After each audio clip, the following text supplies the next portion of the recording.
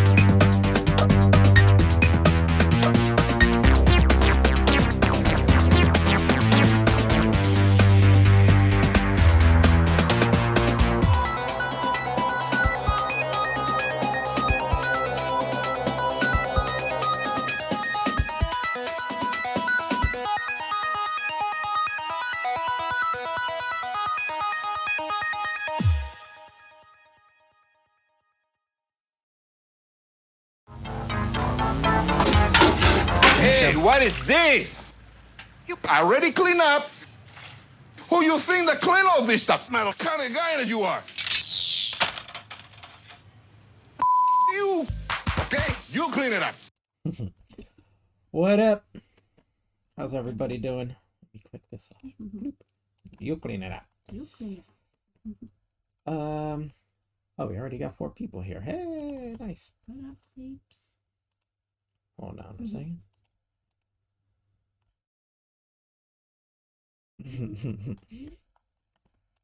All right. What up? How's everybody doing? On here today, we're going to talk about how people react to MrGirl, which I think is a funny reaction. But there's a lot of people out there who don't actually listen. Actually, I think a good way to phrase this is that I think he makes a good example of how the right can act just like the left, you know, and how the tactics remain the same for the people who are, I guess, more, I don't know how you would say it, but die hard, I guess, on their positions and stuff. This here. So like exactly how Destiny will get banned from Twitch for mentioning anything to do with trans people is the same way that MrGirl will get targeted and banned and stuff for things to do with pedophilia, even though he's not actually breaking any of the rules on that, you know.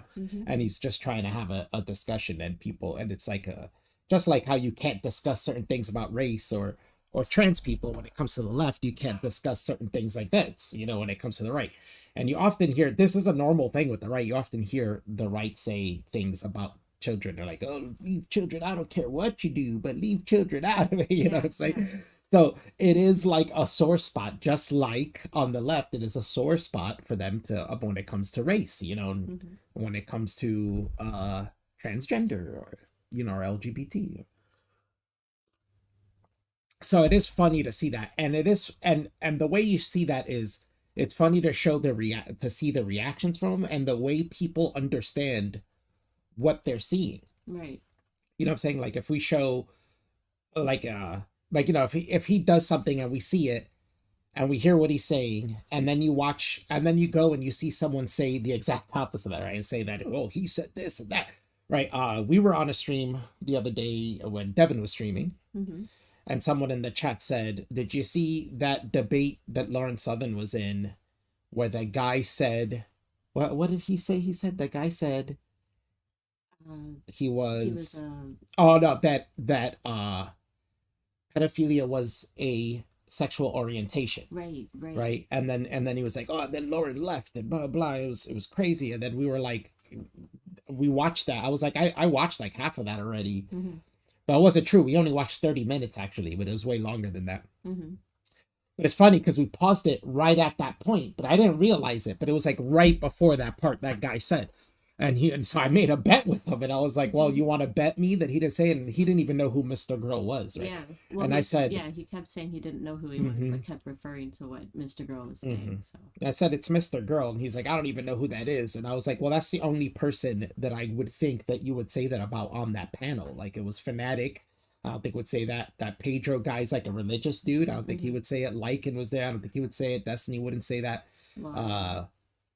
Lauren Southern dude, like, and you think of this crew, anybody here that you think somebody would strawman as saying that would be MrGirl, right? Yeah. So I knew that's who it was. And Not hard to pick. and he kept saying that was true, and so I bet him. And then when we watched it, we saw that he didn't say that. He said it was like one, but he didn't say it was one. And there's different, So then he started arguing with me, oh, that's saying the same thing. So, and I'm like, so if I say I'm like a white guy, that means I'm a white guy? Like, you wouldn't say that, right? No. Like, I don't believe you would say that. So, that it's weird how they make these distinctions, right? And it's just like how somebody would do that. And the left does that, right? They'll call people white passing or something like that, right? Yeah. So it's like, oh, there is no delineation between white, black, You're just saying, if you're white passing, that's good enough. That's what the left does, not the right. So it's kind of funny, but we got this girl BX Bullet, right? So I see this. I tweeted about this the other day where I was like, I watched that entire stream again for a second time because we had already watched it. Yeah. And I didn't remember exactly how this went through. So I was like, I don't remember this part. I don't remember him even dodging anything. So I was like, damn. So we ended up watching it again, most of it again, just to see the part that she's quoting here. And when we look at it, it's like, this never happened. And in fact, we look at it again now, and I set it up to show it to you guys, and the exact opposite of what she's saying is happening, right? And we're like, how does that work? I'll show you guys what she says. And this is a perfect example how people don't listen and just twist things into what they want it to be. The left does this, the right does this, everybody does this. Wrong one. You're cleaning it up. It's the wrong one. There we go. So, this is how she frames it, right? Them. Are you a pedophile? MrGirl. Well, that's hard to answer. Am I attracted to kids sometimes? Mumbles and trails off. Remember how she's doing this, right? Have I said it out loud? Yes, but you can't ban me for my thoughts. Huh? Wait, I don't remember him saying that at all. 2 minutes of rambling word salad, which never happens. There's no part in his conversation where he does word salad. Like, it's all understood easily and very well explained, to be honest. Like, he explains everything very well. See, it's complicated. Well, he might be saying it's complicated, but I think it's because other people complicate it. He's not the one complicating it. It's you guys complicating it and making him explain it. This person said, so this is a response to this person saying, so did MrGirl just basically admit to only sometimes being attracted to prepubescent children live on a panel? So remember, this is what this person's saying already. This is even kind of off. You could say this, but that's a very general way of saying what he said that was something specific, right? I'm talking about the Cuties review. And then this turned into this is how BX Bullet, you can almost see, it's like a game of telephone. You can almost see how each person is portraying it differently, right? Like, this is like almost right, but very generic to what he's saying, general to what he is saying. And then this is not even close to what he's saying, and it completely distorts everything that he said. So we'll start it from here, unless she's talking about another part of this video, but I really doubt it because we've seen this like twice looking for this, and now a third time I just scanned through looking for it, and I found that this spot is the only spot I could think about that she's saying where somebody actually asks him that, right? But it's not the exact spot. It starts at a certain place, and he starts talking about stuff, and then MrGirl starts saying like, oh, are you accusing me of like grooming people? So we'll see the whole entire thing in context. thing is a settled topic. So that's like number one. Number two is Pedro. You said something that was really interesting. Oh yeah. You said that you thought MrGirl was normalizing pedophilia. I think it was. Oh yeah. Hold on. But then you also, that's a thing that people say a lot too. What? You'll see. Oh, well, I guess I have to tell you because you're not gonna say that MrGirl is normalizing pedophilia. Oh, right. And that's a common thing people say and argue about him. But where's the normalization and talking about it? Like, you know what I'm saying? Like, yeah. like if we do a talk on serial killing and we all go there and talk about serial killing and how we can prevent it and, you know, all these, how can we find out a person is going to be a serial killer and this and that. Is that normalizing serial killing? You know, like, you know what I'm saying? Like, that doesn't make any sense. Mm-hmm. It's he's not trying to say that he wants pedophiles to come out and talk about what, you know, their fantasies or something to that. He's saying that they should be open about who they are so that they can get help and people can, you know, help them out and stuff. So they don't hurt anybody. The whole purpose is to hurt less people, right? He's doing a whole expose right now on Discord, trying to get Discord to make new rules and stuff against like grooming and stuff like that, because he says there's a huge like grooming culture going on Discord, and he's been making this huge expose that he's going to release like as a documentary kind of thing about grooming on Discord and how people are, it seems kids are being interesting groomed. what he's doing with that. And I would say kids are being groomed even in ways that are not groomed. I mean, kids are being like taught things and stuff. It's like if we go into a right-wing server, there's like 14-year-olds in there talking politics with, you know, this is where I would get upset sometimes, because we've been in Discords like that where it's like there's a 14-year-old and then some dudes that are like 28 and 29 want to talk to them about politics in the voice chat, and I'm like, why would you do that? And I'm like, that's weird. Oh shit, hold on. Is it still going? Yeah, I think so. So I think even that's kind of weird. Like, I don't like that concept. And I've even seen people try to go out of their way to want to talk to, oh yeah, you know, I'm at work right now, but meet me, you know, are you free at 7 p.m.? We can meet a voice and we can talk about this. And it's like, why are you setting up times and dates to talk to like 14-year-olds about politics? You know, and now that's not grooming, but that's still kind of weird. Like, you're going to talk about politics with a 14-year-old? Why? And they'll tell you their answers. Yeah, why would you want to educate them on why their opinions are incorrect? It's like, that's not your job to do something like that. Like, this is also a situation where I find of hypocrisy, where the right often calls out the left for indoctrination and stuff like that, but they do the same things. Look at PragerU. They're a big right-wing organization. They have children cartoons and stuff like that, and even courses for homeschooling to teach children, right? So how are you calling out other people for indoctrination when you're doing the same thing, you know? And now I think Ben Shapiro's The Daily Wire, that's apparently that they're starting to put $2 million into kids' educational stuff. And so who's the one, you know, teaching children? Who are the ones indoctrinating children? This is the hypocrisy that goes back and forth. They're the same. It's like the same people. They're cut from the same cloth. They just have a different point of view, you know? But tactically and morally, they're basically the same people, you know? It's crazy. Just on different topics, that's all. But now let's play this. So it's the same thing where Dewey just said you accuse him of normalizing pedophilia, but there's no normalization in talking about things, right? Like, you know what I'm saying? Like, people have podcasts of all types of stuff. You know what I'm saying? Crime is a huge popular genre where they do murder mysteries and stuff like that. Like, those are popular.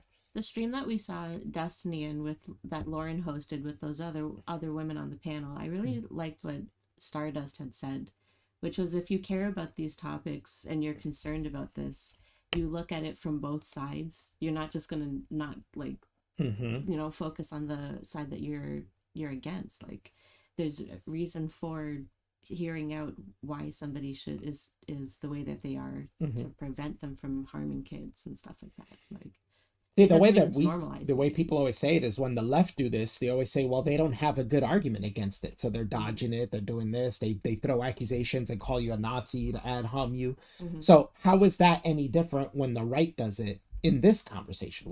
when Mr. Girl's talking about pedophilia and stuff like that, and the rights, like, instead of talking about it, oh, this happened to Destiny when he was mobbed by like Brittany Venti and Chrissy, whatever her name is, calling him a pedophile and stuff. Yeah, and they were all calling him a pedophile for this one thing he said like years ago, some hypothetical from like years ago, and they're calling him a pedophile over it, and it's like, that's not, instead of that, why don't you argue what he said, you know what I'm saying, and argue that instead of just calling him things and distorting the conversation. He even gives an answer for what his response would be if it had a negative effect of that hypothetical situation, and he'd be and they still, which would be, he's not for it either way, and they still insist that he's like an apologist about it or something like that.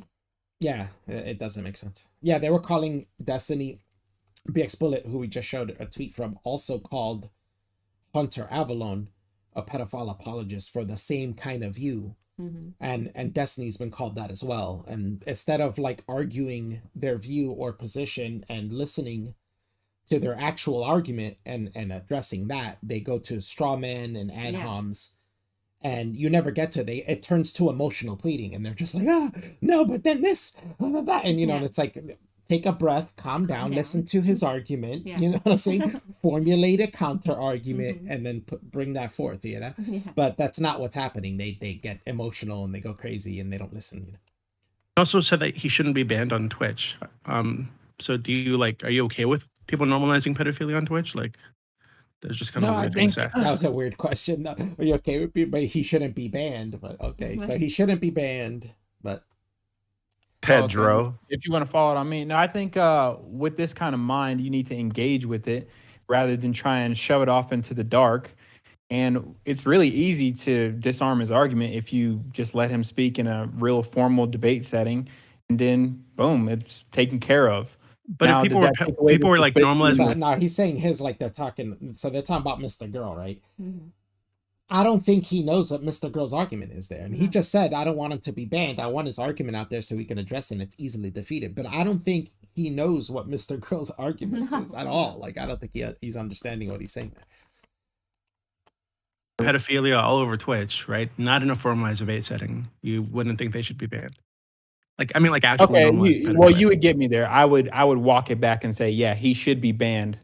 Okay, just want to be careful. It's just that I don't want to scare him away and then have him in a position. What was the thing that Doobie said? Me there. I would walk it back and say, banned. For that part. Normalizing pedophilia all over Twitch, right? Not in a formalized debate setting. You wouldn't think they should be banned. Or all over Twitch, right? Not in a formalized debate setting. You wouldn't think they should be banned. Setting? Actually. Okay, well, you would get me there. I would. Maybe he's saying in a formal debate setting. He just talks like a drunk, I guess. Setting. I think he means formal debate setting. I would walk it back and say, yeah, he should be banned. Okay, just want to be careful. It's just that I don't want to scare him away and then have him in a position where he never gets actually grilled on his positions. Now, this isn't a bad position that this Pedro guy said. I actually agree with this. I think that, even with Nazi stuff or whatever, I would prefer to have it out in the open, and I'll make videos about it. You know what I'm saying? I'll stream and diss on it or whatever, I would prefer that to just banning anyone who talks about those things and then having them in the underground, right? Like, look at Nick Fuentes now has his own thing, cozy.tv, right? Like, and that, who knows what's going to happen with that, but watch that get popular, And that's what you did now. You drove everyone over there. And now, unless you go over there too, you don't know what the fuck they're talking about. The same thing with Alex Jones. I remember I used to watch tons of stuff of people making fun of InfoWars and putting when it was on YouTube and stuff. After it got taken off YouTube, I never see anything about it. People don't make fun of it. Like, every once in a while you do, but it's not as popular as it used to be because most people don't want to go over there to go see them, to clip it and make fun of them. So they don't even bother. They'd rather just stay within YouTube or Twitch, and look through there and see those things. So I kind of agree with that logic. It totally makes sense. He's not wrong on that. My thing is that he already has a presumed straw man argument that Mr. Girl would say that he's saying, he could talk about it and this and that, but I don't think he has the right one. I think in his mind there's a straw man there. Because what also disturbs Oh, sorry. Because what also this can serve is we can make an example of him. Yeah, so you want him out in public where you can make an example of him. But this is also funny because this is kind of what some of the left does, like Vosh and them. Mm-hmm. But they're about optics, right? So they like that when they win, when they can win, but when they can't win, they hate it. Therefore, that's why all of them hate Destiny now, right? Because when he was on their side and he was using the way he logics thing to win for against the conservatives, they were like, yeah. The second they got it turned on them and now they were getting their logic destroyed by him, then they're like, he's an enemy and they hate him. He's such a douchebag. You know what I'm saying? Like, so that mentality only works when you're winning. You know what I'm saying? But if he's saying, I want him out in the open where we can show and dunk on him and show everybody, well, what if you can't? Then what happens? You know, now you're just there getting dunked on by him and everybody who's coming up is, right? Like in a closet somewhere with talking to kids. That's the scary part. That what position where are you talking have about? people like him who are in discords, right? Grooming children. See, now people like him who are in discords grooming children. So now he's saying people like MrGirl are online grooming children, which is so funny because before we heard this, we heard about what Girl's new project is, which is with that Discord thing, preventing children from being harmed. The exact opposite of what this guy's accusing him of doing. Yeah, so I mean, does this guy go in discords and preach religion to kids? Yeah. Maybe he does.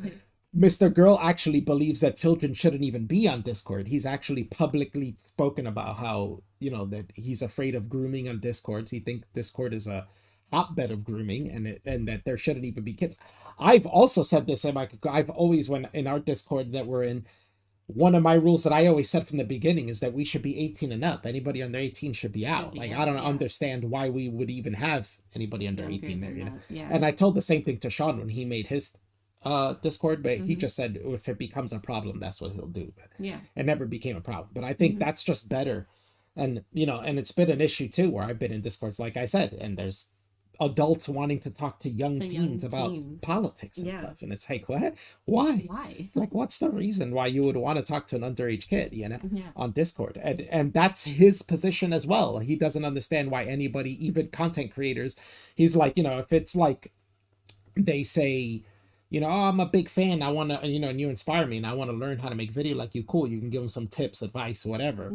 But to have like a consistent friendly relationship with a kid like that, like when you're an adult content creator, it's like, what? Why? Huh? Like, that doesn't even make sense. So that's why he thinks Discord should not even be for children. Like, it should just be for adults, for 18 and up only, which I agree with.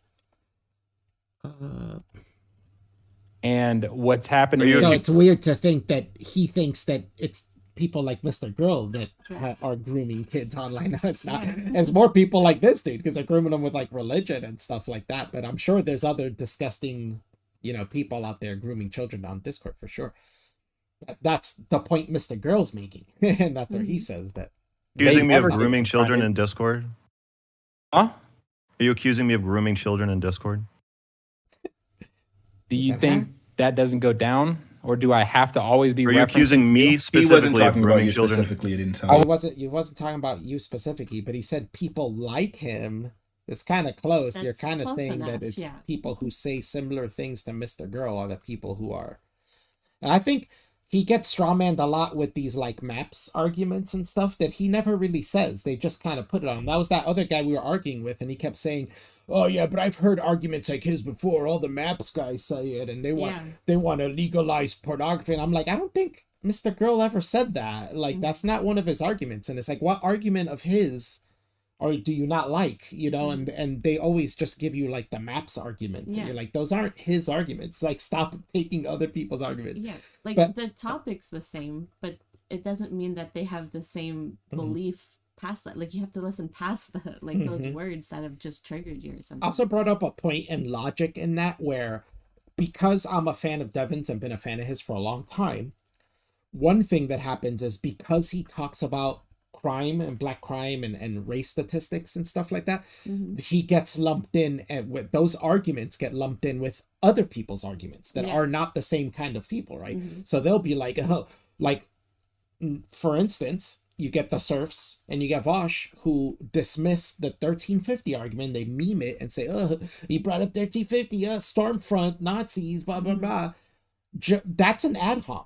You just ad hom that. You're not actually giving an argument to that, argument. You're just lumping it in with other people and saying it's bad because these other people use that same argument. But just because those people are bad don't mean their arguments are all bad. You know what I'm saying? Like, broken clocks are right twice a day, right? So they can be right. You know what I'm saying? Bill O'Reilly can be right. This was a point that Jon Stewart made, that Devon's made before, that he's been right before. He says a lot of stupid shit, but there's times when he's right.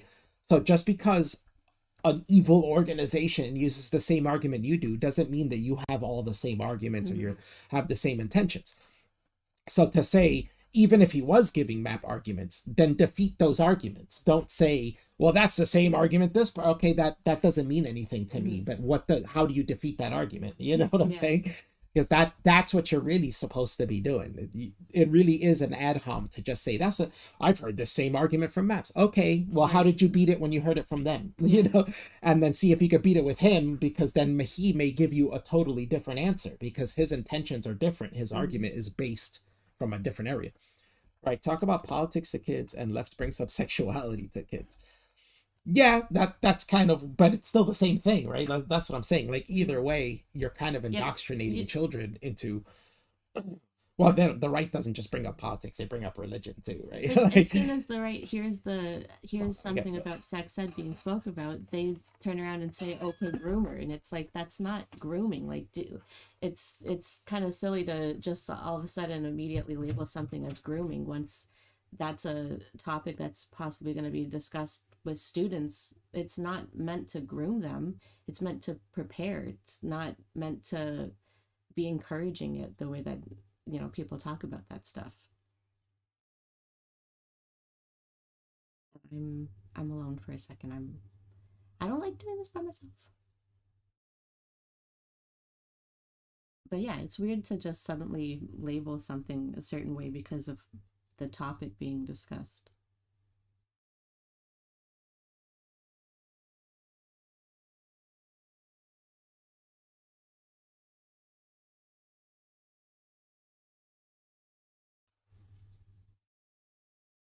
Maybe I can play the stream. Hang on a second. 1 second, guys. I'm doing things. 1 second. Well, we said people like him grooming children. You gotta track it. You gotta track it harder. Doobie's asking me. I know what's happening. Yes or no? Do you think I groom children in Discord? Do you have any evidence of that, or are you accusing me of that?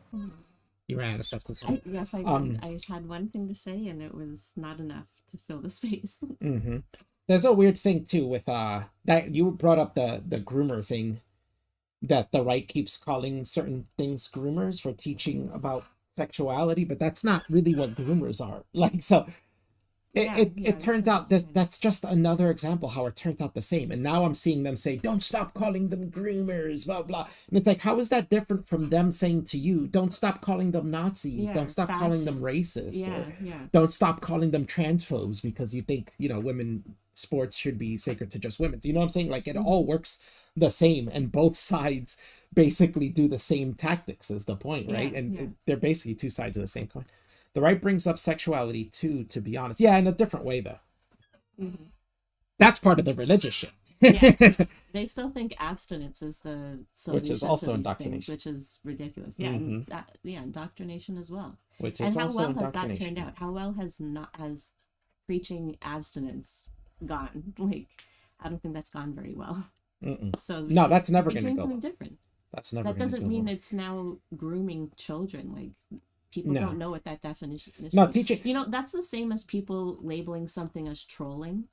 Everything is seen as trolling, even when you're giving an honest answer about something. But it's not trolling. It's just they're not liking the response. So it's like, oh, you got to be joking with me now. So it's not.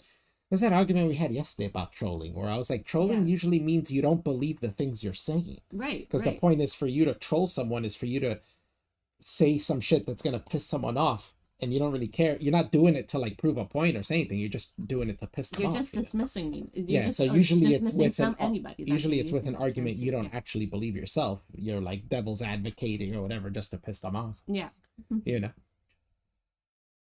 Kind of silly to do. So now this guy accused MrGirl of, well, he's saying he's not accusing him of this, but he kind of insinuated or said people that talk about things like MrGirl does, or people who, I don't know, in some way or another he's insinuating, right? Because they were talking about MrGirl getting banned, right? And he's saying he shouldn't be, because he'd like to hear what he's saying and defeat his arguments. But then he was saying in cases of like people like MrGirl's grooming people online, and it's like, huh, what? And he's like, are you insinuating? No, I'm not accusing you of that. He's saying, I just think that saying that he's normalizing pedophilia. Wait, do you think he does like, though? Pedro, do you think he does groom children in Discord though? Could he? Is there a chance?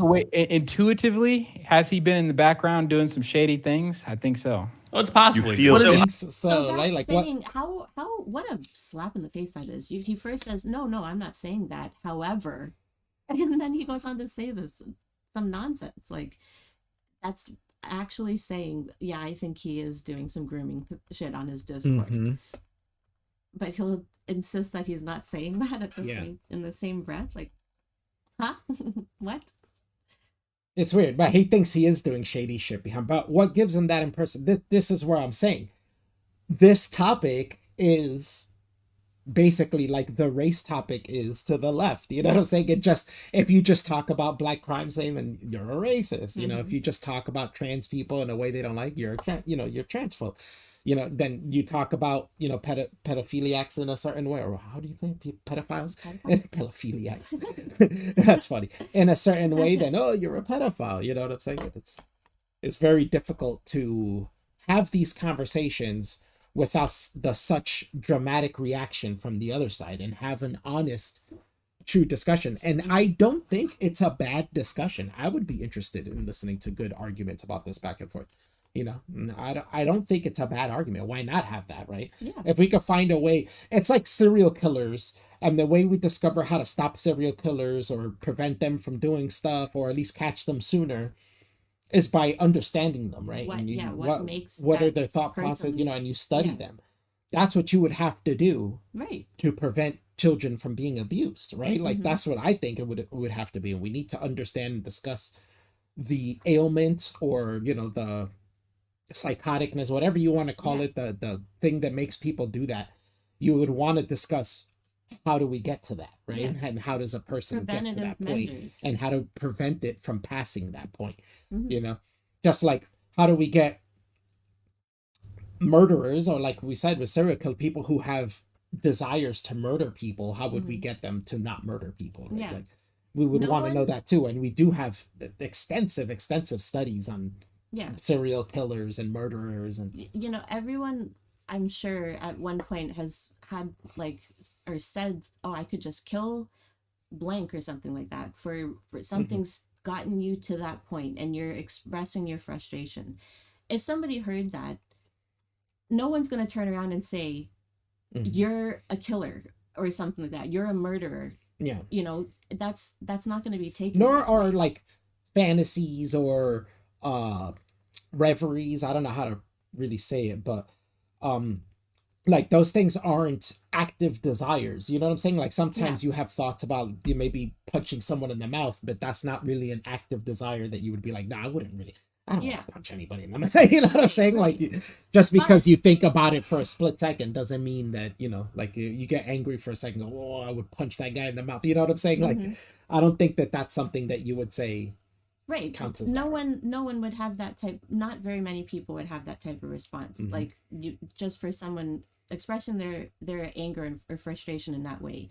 But when you start having conversations like this, even when you're saying, I'm actively trying to work on a project, preventing children from being groomed in Discords or anywhere online, you're accused of being a groomer.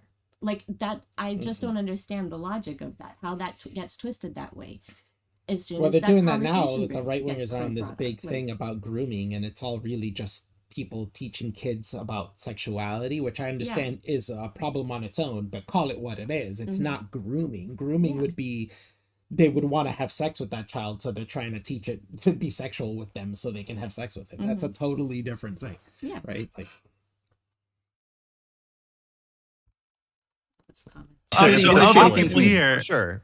What is wait, somebody said, yeah, I can fantasize about whatever I want for sure. 100%. I think anybody could fantasize about whatever they want. I don't think that just because you fantasize about things doesn't mean that you are going to actively do the things you fantasize about. Right. That's what I'm saying. Not everybody has an active desire to fulfill their fantasy. Some people just have, well, a good word for it is revelries, is a word that we used to use back in the day to think about. And those are like daydreaming, you know, like you daydream about things, but that doesn't mean you'll ever do those things, you know, or you ever have a desire to do those things. In fact, most creative stories like Star Wars and all these things come from that, right? Come from people daydreaming things that they will never do, you know, and then, you know, they write a creative story around those things to express that, you know, fantasy or creative thought they have. With another thing that BX Bullet will see fanfic happening, and all of a sudden they're grooming children in a Discord. It's like, no, it's fanfic. Like that's what teens do. And like it's cringy. Yes, we all know that. No one's encouraging it. They do it themselves. I think people are quick to jump on the bandwagon of this. Like the second you see somebody and somebody's quick to make an accusation and be like, that person's grooming on Discord, you know, and then they'll show you screen caps and like they talked to a minor once or twice, and you're like, and you look at it and you're like, there's nothing here, you know. I'm needing but people will be quick to jump on that, and they'll be like, oh yeah, let's get him, blah blah, and it's like, are you really looking at the evidence? Because there's like really nothing here. Is it okay to foreplay pedophilia with consenting adults? What? I think so. Oh. That's like, oh yeah, that's a. See, I don't know how fantasy. much we could talk about on YouTube, but well, I think that's a kink that people do, and it has been talked about on YouTube. It's like a baby kink. It's weird, but I can't say that you can't do that. Like, you know, that's like saying, you know, bestiality is illegal, but does that mean that, you know, a partner can't role play being a dog or a cat or something? Well, the other one is, you know what I'm saying? So it's like, it's weird because they are both consenting adults, so it shouldn't be illegal. Like it shouldn't be. I mean, you can argue that it might be wrong or whatever morally if you want, but I don't see how it could be illegal. Like there's nothing illegal going on. No one is being harmed, no child or person that's innocent and non-consenting, so long as no one like that is being harmed and everyone's an adult consenting, I don't think that there's anything wrong with what you want to do behind closed doors. It's weird.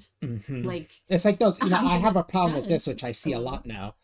I have a personal problem with it. I don't think that people should be reprimanded on it or banned or, you know, anything or arrested. I don't think it should be illegal. But I have a personal problem with these girls who are like in their mid-20s and they're these like celebs or whatever, and they do their makeup like little girls, like to try to look like little girls, and they do those faces and like and you know, and they act like little kids.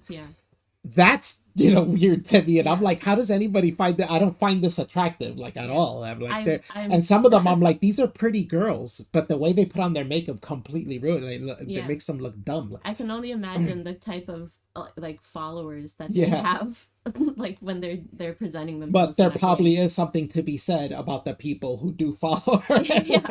Not all of them, obviously. It's always hashtag not all, but I'm sure there's a percentage of them that are like and I'm not saying these girls aren't pretty, they're pretty girls, but the way they put on their makeup makes them look very strange. Like it doesn't, you know, makeup is supposed to be to accentuate certain parts of your face and highlight the parts of your face that are, you know, appealing and stuff. But they're doing like the opposite. That for a lot of them, I always make this joke that it looks like they're suffering heat stroke. Because they'll put like a red across their cheeks. And it's like straight across their cheeks is like red across, like. And over their nose like, even, which is a place that doesn't get red. No. So it's like, what do you have, heat stroke? It like, really looks like a little girl got in their mother's like makeup or something like that. And this stuff, like, it's just so kind of clownish. But will such foreplay lead to... I don't think so. People foreplay all the time. A big one is like rape play. Like people do that all the time with their spouses and it doesn't lead to anything. So I don't believe so. Yeah, I don't think so. If it does, so. It is weird that there's those adults who like to play like they're babies and they wear diapers and like to be treated like that's a weird psychosis kind of thing. They should get therapy and stuff, but I don't think that's illegal. Like To make that illegal, I don't get it. You know, and that isn't that what the conversation is trying to be? If you're having thoughts that are like leading past that like kind of for like kink that you're doing as foreplay, if that's encouraging that kink from going like beyond something to actual physical, shouldn't that be like something that they get help for? You know what I'm saying? Like I'm trying to I don't think I'm getting my wording right of it, but like if that foreplay isn't enough and you need to act on it, instead of acting on it, that person should be getting therapy. And that's what these whole conversations are trying to be. But people like Destiny, MrGirl, whoever else is trying to say, yeah, therapy should be encouraged. I think labeled the opposite way. A lot of that would depend too on the situation. Like if the person who's the person who is the child in the situation, are they the ones who want to do this role play? Yeah. You know what I'm saying? Yeah. Or is it the other person who plays the adult in it? You know, but maybe it's the child one. Does that mean they'll ever commit a crime with a child anywhere? But not if they're the child in the situation, right? Right. The other one, that could be a red flag then for the other person to be like, well, you know, this person might be wanting something beyond this. I don't know if it'll ever go past this fantasy or not. Yeah. If they both want it, it seems like people fulfilling each other's fantasies so they don't go out and do anything bad. So that's probably a net positive in that case, right? I think for most part. I mean to say it doesn't happen at all. Carjackings are blamed on GTA. Oh, yeah. I don't know. Wait, really quick. What does shady things mean, Pedro? What does that mean exactly? Well, he's admitted that he has attraction to prepubescent children, right? Wait, we can stop right there. Only when I'm watching cuties. Continue. So, MrGirl, here's a simple question. Okay. Would you label yourself a pedophile? No, that's retarded. Here we go. Now, what did BX Bullet tweet? What does she say? Them, are you a pedophile, MrGirl? Well, that's hard to answer. Am I attracted to kids sometimes? He didn't say this. He didn't say that. What did he answered immediately after? And then he says, mumbles, trails off. She says, you know, rambling word salad. None of that is true. He answered straight up instantly. Yeah. It's the first thing he said was no. And then followed that with that's retarded. Yeah. Yeah. Like, why would I label myself that? That would be retarded. Okay. Would you label yourself a pedophile? No, that's yeah. Well, if she didn't hear it because Destiny laughed over his answer, that's not his fault. He's not mumbling. Yeah. It's that Destiny is laughing over his answer, and Destiny's mic is louder. MrGirl's like a baritone kind of talker, right? Well, let me tell you that, you know, and Destiny, you know, he's loud. Yeah. Obviously, he's piercing his vocals. So she's trying to say he's mumbling, but nowhere in this did he mumble. Retarded. The fuck does this have to do with getting banned from Twitch? Everything. Everything. No, if he's bringing pedophiles on. So if he's normalizing fetishes and he's bringing pedophiles on, but I don't think he's normalizing fetishes. I think he's talking about them. Isn't necessarily normalized. Like, it's not like this person. He said, "Well, you wouldn't brag about it publicly," but I don't think he brings people on to brag about it. I don't think that's what's going on. Like, I don't think anybody does brag about it publicly. Yeah, you know. Yeah.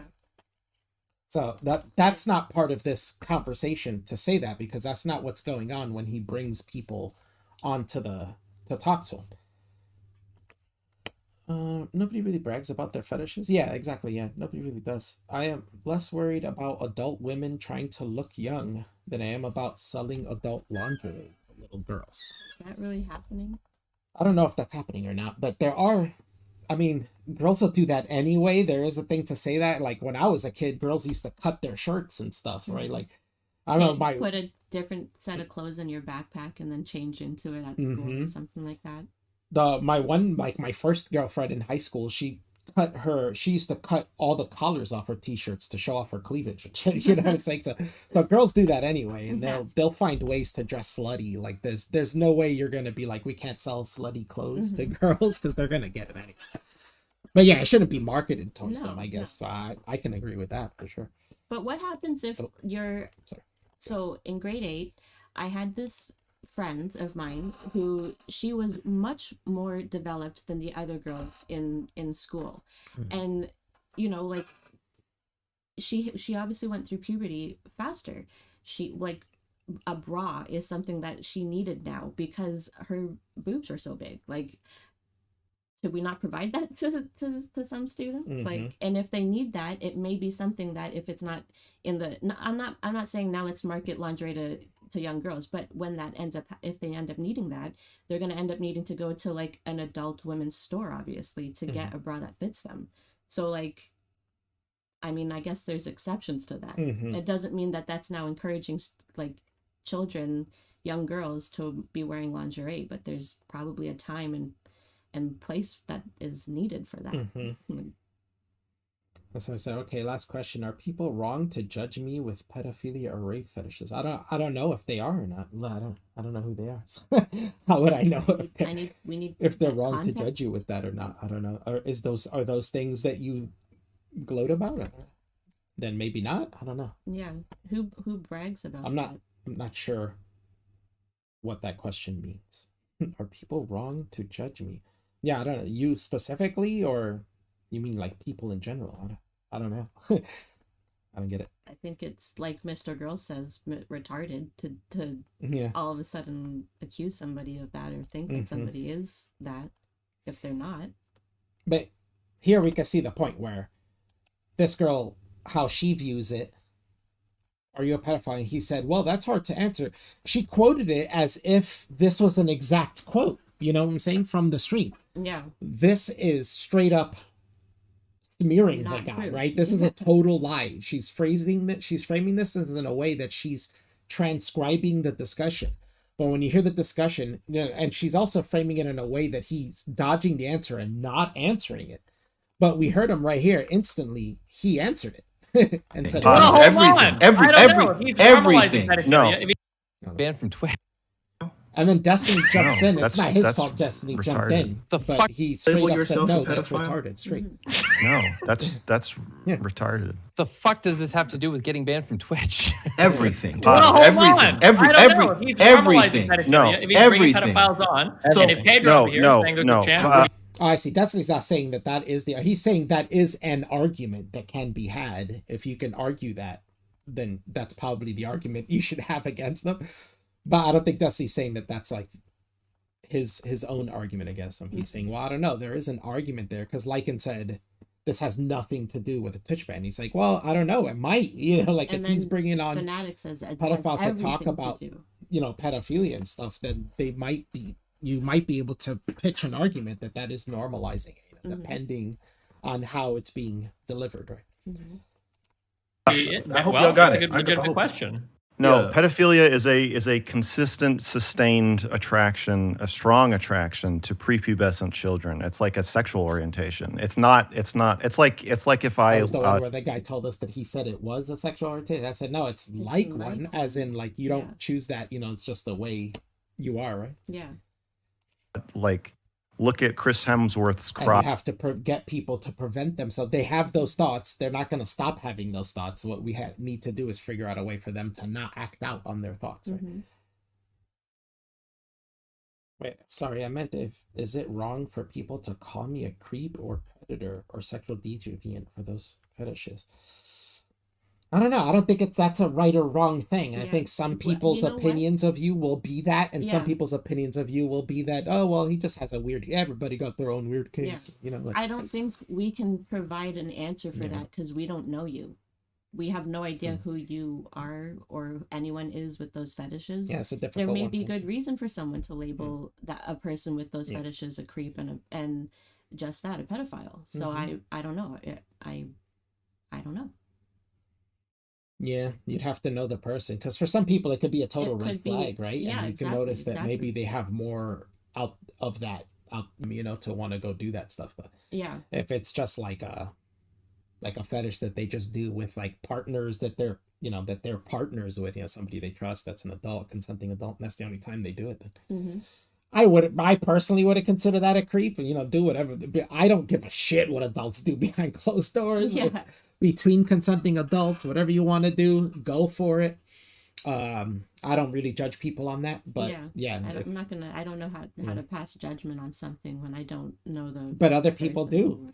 Yeah. That's what I'm saying, and sometimes they could be right. That's why it's hard to say right or wrong, because everybody has the ability to express their opinion on it. Me personally, I don't give a shit what people fetishes are. You know, so I don't really judge people based on that. But if you compile that with other traits of personalities within a person, you can see how there can be connection sometimes and be like, oh, look, there are people, like, regardless of the topic we're talking about, there are people who just can't control themselves in multiple different ways. We have 1,000-pound sisters. We have people who just go out and punch people in the face all the time, and they're constantly getting arrested for assault. You know what I'm saying? Yeah. We have people that become serial killers and go on murdering sprees and shit. And this is all something that's like, people all kind of are, this is where people make arguments that all people are kind of capable of these things, but we have different levels of filters and thoughts, processes, and things that tell us, no. You know what I'm saying? I would never do that. You know what I'm saying? That's not who I am. It makes me feel like some people are validation fishing. Like, I'm going to put a label on it and call it validation fishing. Like that person in the live chat of Devin's, like, saying, oh, MrGirl is saying, like, oh, this is a sexual orientation. It's like certain words they're hearing, a topic is being spoken about, and now whatever is being said is validating their opinion of that person or of or something that they've said before. And it's like that's, I don't think that's right to do something like that. It's like your own opinion of something needs to be formed, and what other people think shouldn't always matter, basically, you know. Watch while I'm watching like a Thor movie, and I'm like, wow, he's got a nice dick. That doesn't mean I'm gay all of a sudden.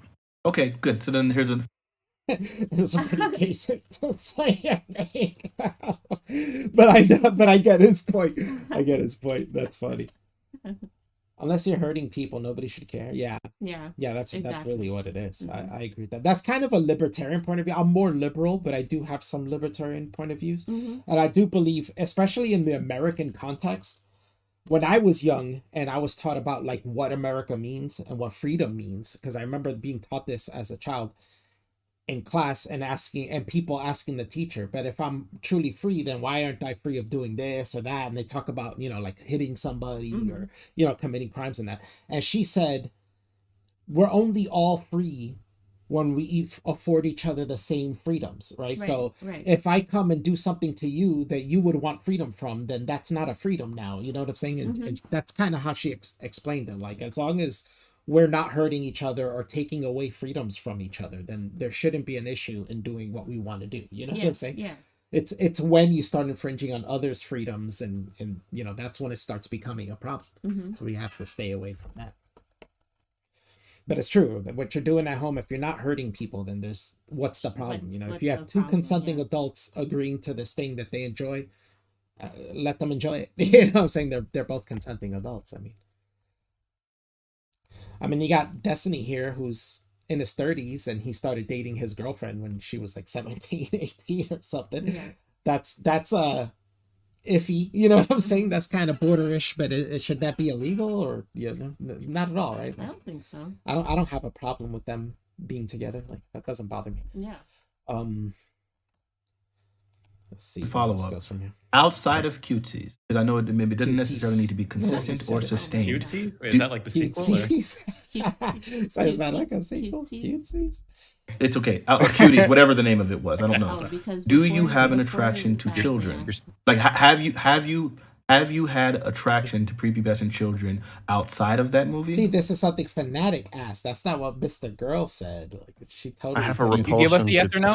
Wait, Pedro, let him respond. But then they don't even let him respond. Please, you don't have to prompt him. I have a repulsion to purity testing. I think that we have to go off of things that all of us have already said, unless you're arguing that I should be banned for things that I think but have never said. So I need you to answer the question. Which I don't think we can. Yeah, that's my answer. Is I'm not going to answer your question. Okay, okay. Go ahead. I'll let you finish and then I'll respond. Go ahead.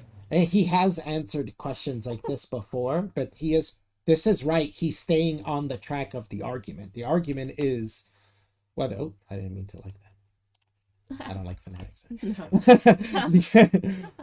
Whoops. The argument is whether he should be banned for the stuff he streams about. Right. That's the argument, right? And now they're asking him what's in his mind, what he's thinking, and it's like that's not part of the argument. Yeah, I don't. He already said no to this before, actually, with the pedophile question. He kind of already said no. Like, and there is another part where we haven't seen it yet, but I have it saved and we'll probably watch it later. But there is another part where he said the only time was cuties. He did say that already too. And that's why he's like, I'm not going to answer this question. I don't think that streaming away from any of us, unless you're making the argument that you think... point of his review was that cuties was made to make you feel attraction to little. That's and the point of the story. Yeah. You're supposed to feel, if you felt and he's saying they're successful in what they're trying to do. Like they were successful in that, and giving you the idea that, hey, maybe we should watch out and not let little girls act like pop stars. You know what I'm saying? Because we're showing them this very adult sexualized world in this kind of not explained to you. The story makes sense. Yeah. These girls are being influenced by pop stars who are adults, but they're adults who just show off their sexualities without a conversation because they're adults. It makes sense, but the conversation should be had by parents. Yeah. But their parents are these Muslim strict parents who don't talk about those things. Right? Only the one. But that's kind of the point of the story, is that the opposite of that is that she has a really strict Muslim parent who they don't talk about sex at all. So the only influence she's getting towards her growing hormones and sexual thoughts of sexuality are coming from these adults who are not giving her context to it, or not talking to her about it, not educating her in it. So what do? They emulate it, right? Like, and that's the whole point of the story. And the point is to shock you with it and be like, look, which is what strong social commentary does, right? Shock you into realizing things and be like, oh shit, like our kids are this is why our kids are being sexualized. I get it. Like, oh my God. Like, I always explained it as two extremes are being presented to the main character. The extreme that she's growing up with in her own home, she's seeing her mother having to be forced to have a new wife enter the household. The mother does not want that. She doesn't want that, and she's now she's watching her mother be so distraught about like what's about to be happening. She's seeing, and she really all she wants is just to be free to be herself, a kid at the end of it, basically. But she sees the popular girls, how they're dressing, how they're behaving, what their ambitions are, is to go and perform in this talent show, and she's wanting to fit in. So this is another extreme that she's exposed to. And at the end of it, she realizes this isn't me, and like I don't want this. And even at the end, that's the whole point of the story, is that she grew up and grew out of it and realized that's not who she wanted to be. But the warning is, this is what's going to become of our kids if we let them continue like this and not, give them the context of what's going on in the world. The adult world is edging itself towards your child more and more as they get older, and you're not edging, you're not smoothing them in and not letting them really understand all she wants is to be able to talk to her mother and have a normal childhood, free of all these like traditional like obligations and stuff. And guess what, she doesn't want to be a twerking teenager. Like that's not what she wants to do. She just wants to be free of these like obligated traditions, and that's it. Like, I don't see what's the bad takeaway from there's nothing bad. They're saying couldn't be a cartoon. No, that would take away the impact, right? There's cartoons out there of people ripping heads off and killing. That's nowhere near as impactful as watching like a horror movie or a war movie where you're seeing like people's heads get shot off. That's showing you the horrors of war, right? Like, that's, if you see that in cartoon format, there's nowhere near an impact on that. No. That's why cartoons get away with showing but not actually having little girls do it over and over, being filmed. I don't have a problem with that part. They're not doing anything illegal. They're doing dance moves that they would do in a dance organization anywhere, a dance competition. And the adults that are there is there with the parents' permission. The adults know what they're doing. Like, it's not like they're in any danger at all. Like, the kids aren't in any danger. They're not doing anything dangerous. I've heard this type of takeaway from the Cuties movie constantly, and if if people out there think that Cuties is the thing handmade and served on a platter for pedophiles, your brain is broken. I'm sorry to say it that way, but your brain is broken, because hello, Disney Channel also exists. And I was saying we can't police what people do with the media they get. Like, anybody can get, let's say there's a is it like Dance Moms is on TV, Yeah. right? Let's say Yeah. somebody Toddlers downloads, and cop or records the Dance Mobs and they watch it every time when they masturbate. You know what I'm saying? We can't control that they're doing that. Right. All we could do is create things that are legal and illegal, and we work with that. If you take that away, they're going to do it with the next thing that's at that, right? And they're watching, Nickelodeon shows, and then they're going to watch kids movies. And you know what I'm saying? Yeah. Where are you going to stop making things illegal because of the way people are using it, right? Yeah. As opposed to what's meant to be going out, So, like, people have, talking about fetishes, people have foot fetishes. Yeah. Like, it doesn't have to be something so extreme the way that it's supposed to be. It's supposed to be the takeaway. And also this, I heard that the actors and cuties were legal age playing younger roles. Yeah, they were young teens playing preteens, but they were actually teenagers. They were young teenagers. Like, I think they were like junior high school girls. Yeah. Playing.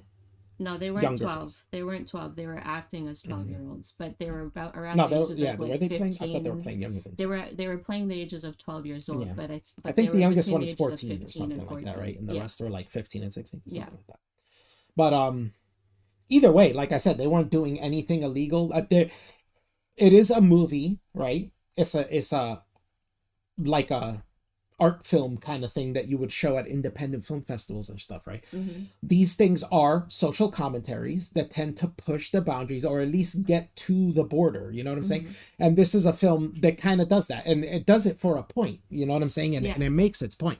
If you have a problem with anything that's being done there, there's really, you can complain about it if you want, but there's nothing you could do. Nothing illegal was done, and the film just kind of is meant to make you feel uncomfortable. That's kind of the point, and it's pushed your buttons, but it puts your buttons at the limit of what you can do anything about. So it's kind of like a too bad moment, you know what I'm saying? But I don't feel like anything's bad. I don't think those girls were harmed at all making the film. I don't think anything bad's coming out of this movie at all. I think that people are over exaggerating. Which, is another funny thing, because people will say parents should make these decisions. Parents were supervising these actors in this role. And then people will turn around and say those parents should be questioned. So it's like, really, at the end of the day, like, you can't, like, it really doesn't matter what you say about it, because parents are making that decision. It's just not a decision they would make as parents. So they know they have the... That's a Brandon, imagine like basically. Americans saying this when America itself has shows like Dance Moms and the little, I forgot the name of the child beauty pageant ones and stuff like that. Like, that's kind of the same thing. And we have it as regular television shows, not even a film, that is, and the film itself, I think, is rated higher than like children, because it's really for adults. It's not for a movie for children, which is funny, because that was the argument the right was using against it when they were saying, oh, it's marketed towards adults, that means it's for pedophiles, and it's not a kid's movie. And it's like, no one's claiming it's a kid's movie. It's for, it's a coming of age story about women. You're supposed to relate to it as a woman, It's not marketed towards me. I didn't see the movie. I know it from you because you saw it and you explained the film to me. Yeah, I've watched it. It's not interesting to me at all because I don't care about female coming of age stories. Sorry, women. I barely care about male coming of age stories. I'm in my 40s. Coming of age was like 20 years ago. Let me tell you, I wasn't interested in this movie. But the complaints that I heard about this is that it was going to be showing child trafficking. Child sex trafficking was going to be something displayed in this movie. And guess what? I watched that thing from start to finish, and there was no child trafficking. And I was like, what the hell? What I remember one time somebody argued with me that they showed a girl looking at a vagina. One of the girls showed her vagina in the movie, and I was like, can you show me the clip? Because I don't believe you. If there's a clip from the film, you should be easily able to show, timestamp it or send me the clip of it, and I can check it out. Yeah, why don't they watch And then when he did, part? it wasn't that at all. That's what was happening in the film, but it's not actually what was filmed. No. She was just staring at a phone, And I'm like, she's just staring at a phone. There's not. How do you know there's a vagina on that phone? They're just saying there is. Like, no one talks about what happens past that part, which is, first off, you don't see her expose her privates. She's doing that to try and blackmail her uncle in order to not give him her uncle's phone is what she's using to take this picture, right? So she's trying to blackmail the uncle in order to keep the phone in her own possession, because if the uncle has that picture on his phone, the uncle will get in trouble. But it's the niece doing that, the main character, right? And then her friends find out that she did that. And her friends get mad at her because they're like, other people now think that we're going to do this too. And we're not about exposing ourselves online. So what the hell are you doing? So now she's kicked out of the dance group. And the whole thing that she wanted to do, which was get popular, be friends, she's now kicked out of that group because they don't like the behavior. What is encouraging about this shit? Should we be blackmailing our uncles? Yeah, see, I don't get these. It's like that the parents are okay with it. Anything for fame? I don't think it's anything for fame. I think it's an artistic interpretation of something. Yeah, that's just we're morally. That Let's see how the girls feel once they grow up. Like, how are they going to feel about it? Dancing? Like, what? All that comment means is that doesn't make any myself, sense. I am morally bankrupt. People like me that don't have a problem with the cuties, I'm morally bankrupt because I don't see the problem with what was presented in the film, which was the tamest coming of age movie ever, basically. Like, that's all that means. I don't have an issue with it at all. I don't see how any of the kids were harmed in any way. I don't understand why the girls would feel any different about it after they grew up. I think actually I would be proud of something like that because it's a story that's meant to show people to be wary of these things. Exactly. I would agree with it. As I think you as a parent probably agree with the story. I'm not a parent, but I agree with the story too. I think that kids shouldn't be sexualized and the parents should be watching out for their kids to not be sexualized by these pop stars, and to, watch what's going on the internet. There's like parts in the story where they're dancing in front of adult men or something, you know what I'm saying? And it's like, you have to watch out for those things. Those are things that your kids could possibly be doing out there. When I was growing up, there was a movie called Kids. I was in high school. This is where Rosario Dawson got her start from, and Chloe Sevigny. They were both in this movie. It was like the first movie they ever did, right? And it was kind of a really low budget underground film. Really good, made by a young kid too, who's like an idiot savant kind of guy, like really crazy. But the film was about kids my age, right? They weren't all like my age when they were playing, but they were playing characters my age, right? And I was like 13, 14. And these kids are kids in New York City, which is close to where I grew up, and they just do adult shit, right? They're smoking crack, they're having sex, they're getting AIDS, they get all this shit. The point of the story was to be like, hey, this is what teenagers are doing out there. Like, I remember coming out of that, and one of my teachers saw us, and she was like, oh my God, you guys saw that movie? Or like, yeah, she was like, wow, I can't believe it. She was like, is that really what your guys' life is like? And I was like, yeah, that's totally what it's like. Are you fucking crazy? Like, you didn't know this shit? Like, for real? Like, to us, we're shocked. Like, what? What do you mean? You didn't know that this is what life is like here in the fucking ghetto and shit? Like, this is life, bro. Like, what are you talking about? You're a teacher and you don't know this shit? You're the adult, you know what I'm saying? We're like, how do you not know what's going on?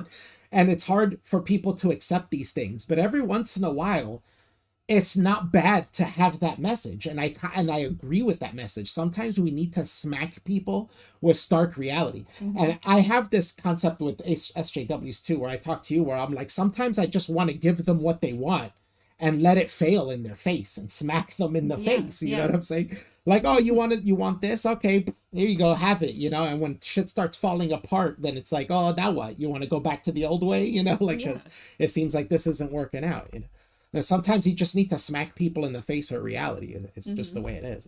People don't want to accept that kids get up to weird shit. Yeah, so making movies about it is a part of understanding it. Yeah, and you'll have girls who watch that movie and say, that's exactly how I felt when I was growing up. And in fact, that movie is made by a woman who wrote it, who says that is basically her experience growing up, Which is like, Kids, when I was growing up, was that guy.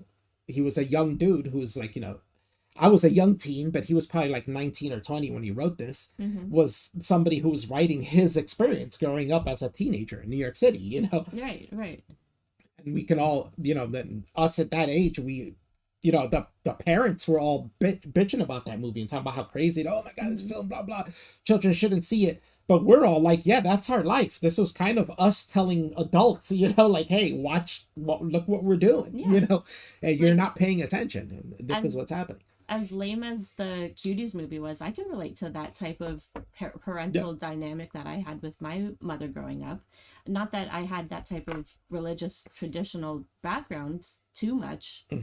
But like I can relate to that struggle there. But the one that sticks out for me growing up is that movie 13 and I think that one was much, comparing that one to Cuties, I think 13 was much more extreme, because they're actually like they're doing drugs, they're getting drunk, they're on acid, they're explaining like what a blowjob was like that experience, like that one seemed much more. Yeah, so it's weird when we think of context. I could see young people, but it's weird when we think of context of past films, because we're like, we've had this film kind of looks tame compared to some like past films. Yeah, there's even famous story of Lolita, right? That's made like 2 famous films throughout history, I think, of a guy dating a young girl, right? I guess it's like a pedophile relationship. How is that not something people aren't constantly fucking going against, but they're going against these other ones that are like way less than that. This story doesn't even talk about anybody having a relationship with an adult in that way, right? Like, so I don't even get it. Literally every action that's something in a sexual way is looked down upon. Like every action of it. Yeah. So like, I just don't understand. That's why I think that people look at it wrong. And it's also the thing of like, it's not an argument to say, but people are going to use it for this, because, we can't always be watching for what people are going to use it for. This is why we don't make everything illegal, because, you can use sugar in a bad way and fucking kill yourself and get diabetes. So that doesn't mean we're going to prevent people from getting sugar now. Exactly. Because people are using it wrong. You are an adult, and it's up to you to take the responsibility of how you use things. Like that movie's been out for 2 years as long as you're not now. Hurting other people, I'm not seeing this like twerking and pandemic of the youth, the female youth, just running around twerking everywhere and trying to act and mimic the actions of Cuties. I haven't seen it yet, so I think you should ban somebody if you think you can detect a like latent sexual disorder or desire that they have that they're not speaking about.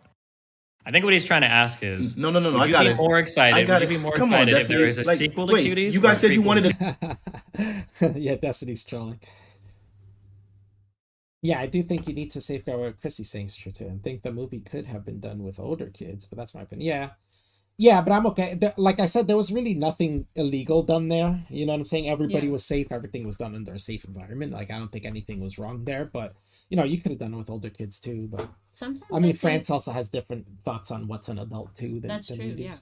And I think if you're changing the age of the actors, sometimes that changes the whole coming of age story, because it's that was around the age group of that woman's coming of age experience when what she's writing to, like, in response to that movie. So I don't know if changing I guess she was trying to portray her life right at that time and how that molded her future and who she is now. That probably does.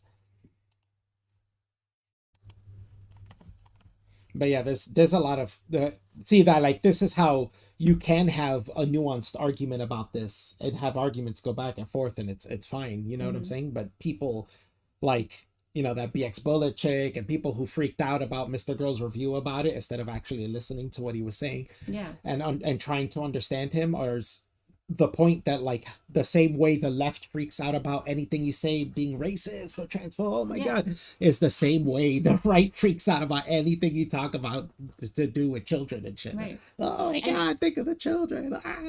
If you think about it, I feel like child actors and the safety around that has really come a long way, considering how it started. And we have former child actors to look at how their experience probably encouraged more safety around child actors to actually be present in our current day, really. So I think, like, if every safety measure is taken for those young actors, I don't see problems with things like this. It's people's moral opinions about how those safeguards took place, like, just like this movie, like, parents were supervising, parents' own decision making of those actors are now taken into question, but you're following every protocol to prevent any harm being done still. So, like, it's really it's kind of a confusing conversation to be had. I was wrong. You said Clerks came out in 1995. I was 16. I was thinking I was like 13, 14. Oh. I guess I was 16 in 95.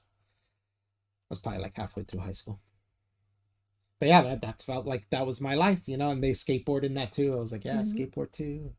We skateboard with 40s and get drunk and, you know, fuck around with chicks and shit and do drugs. It's like that's our life. The conversation, you guys said you wanted that. Like, here, let me just go ahead and drive it home really quick. So I think the problem is, and this is I think where this is where we run into an issue. Is like you're saying, like, I don't understand why I had anything to do why I got banned. When I think you are very well aware that a big portion of your platform is specifically. No, I thought you weren't a panelist. I get it. I know, but you guys were complaining. Oh my god. Yeah, this is him not being able to stay out of the conversation. Yeah. He said he was going to moderate it, not be a panelist. And look what he's doing. Yeah, the conversation was too circle jerky. Hold on, I'm going to finish talking really quick because you guys were complaining that the conversation was too circle jerky. So I'm just trying to actually push into this thing since it seems like no one else is going to. Kind of prompted Pedro. I also feel this is kind of the message. Like maybe you do have these ideas of MrGirl and you think that he is a pedophile or something like that. So then you should hear him out. Right. Like that's kind of the way it is. Instead of pushing him away like that. That's why I'll commend that Pedro guy. He said that. He said, I'd rather him not be banned and I'd rather hear him out and make arguments against him. You know what I'm saying? I'd rather that. And that is it. And if you do have that feeling about him, you shouldn't be like, oh, that guy said, I don't watch anything with him and I don't listen to what that guy has to say. He's a pedophile, blah, blah. Well, if that was the case, you should listen to what he has to say and see if you could argue against him, you know, and see that you can figure out a way around what he's saying and figure it out, you know, as opposed to just shutting out the conversation completely, you know. I think that's a more important thing to do. Too, but it's okay. Anyway, so the idea is, I feel like if your platform, if your branding is associated with pedophilia, and then you can't answer a very simple question like, have you had attraction to children? Your ban was shortly after you did an interview with someone who has POCD, which I believe is called pedophilia OCD, then it seems to me like I think if you would be willing to simply distance yourself from that thing, then maybe you might have a claim to like, I don't know, it doesn't make sense for me to be banned. But it seems like because of your unwillingness and reluctance to do so, then it starts to, I can understand. That was another one. We covered this in another video. We'll do a quick little thing is that BX Bullet had tweeted out something that he was streaming with somebody with POCD, which is supposed to be, I really don't know much about it, but from what has been explained that I've read or seen is people who have intrusive thoughts that they could where they become paranoid that they could be a pedophile, but they're not, but they're scared of becoming one. It's an obsessive thought. And then anytime they're around children, they're scared that they might have a thought about that, you know what I'm saying? So then they freak out around kids, they get away from kids, and they can't have relationships where like their nieces and nephews and shit like that, like because they're frightened of these things. Like it's a phobia, right? So it's debilitating. So you had a conversation with somebody like that, but BX Bullet, not knowing what it was like, how the hell does MrGirl stream with this guy, not, you know, thinking that it was saying that guy is a pedophile or something. And, you know, and Twitch doesn't do these things and blah, blah, you know, so everybody went at her for getting him banned. She's saying she had nothing to do with it. That's not what she was saying. It was not a you know, we covered that. But it's just not true. Like, that was true. But he did have a pedophile one time. He had a guy that runs like an organization of like maps or something, but this is where I say you kind of have to let people talk, because I thought in that conversation he actually did a good job. He kind of remained neutral in the conversation but gave him pushback still, you know what I'm saying, and made him refine arguments and say, well, you should bite the bullet on this, you know what I'm saying? And it's like, you see how, and then you'll tell him, you see how I ask you questions and you don't answer my questions directly and you keep circling around and around and around. He's like, that's kind of makes people feel a certain way. And that's why sometimes you just have to bite the bullet on things, you know? So that's where he says sometimes he does bite the bullet on things. I agree that is true in some sense, but I also agree with this tactic that's like, don't let people play games. If you go on a debate, you debate the topic. You don't let people play games.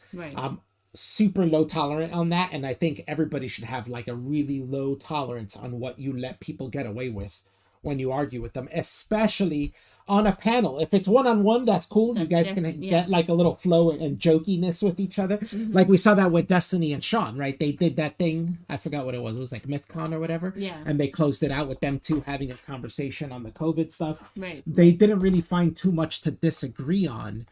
So, but what made that conversation kind of fun was that they started having kind of a jokey repertoire with each other with the small bits that they did disagree on, right? And they made jokes about it.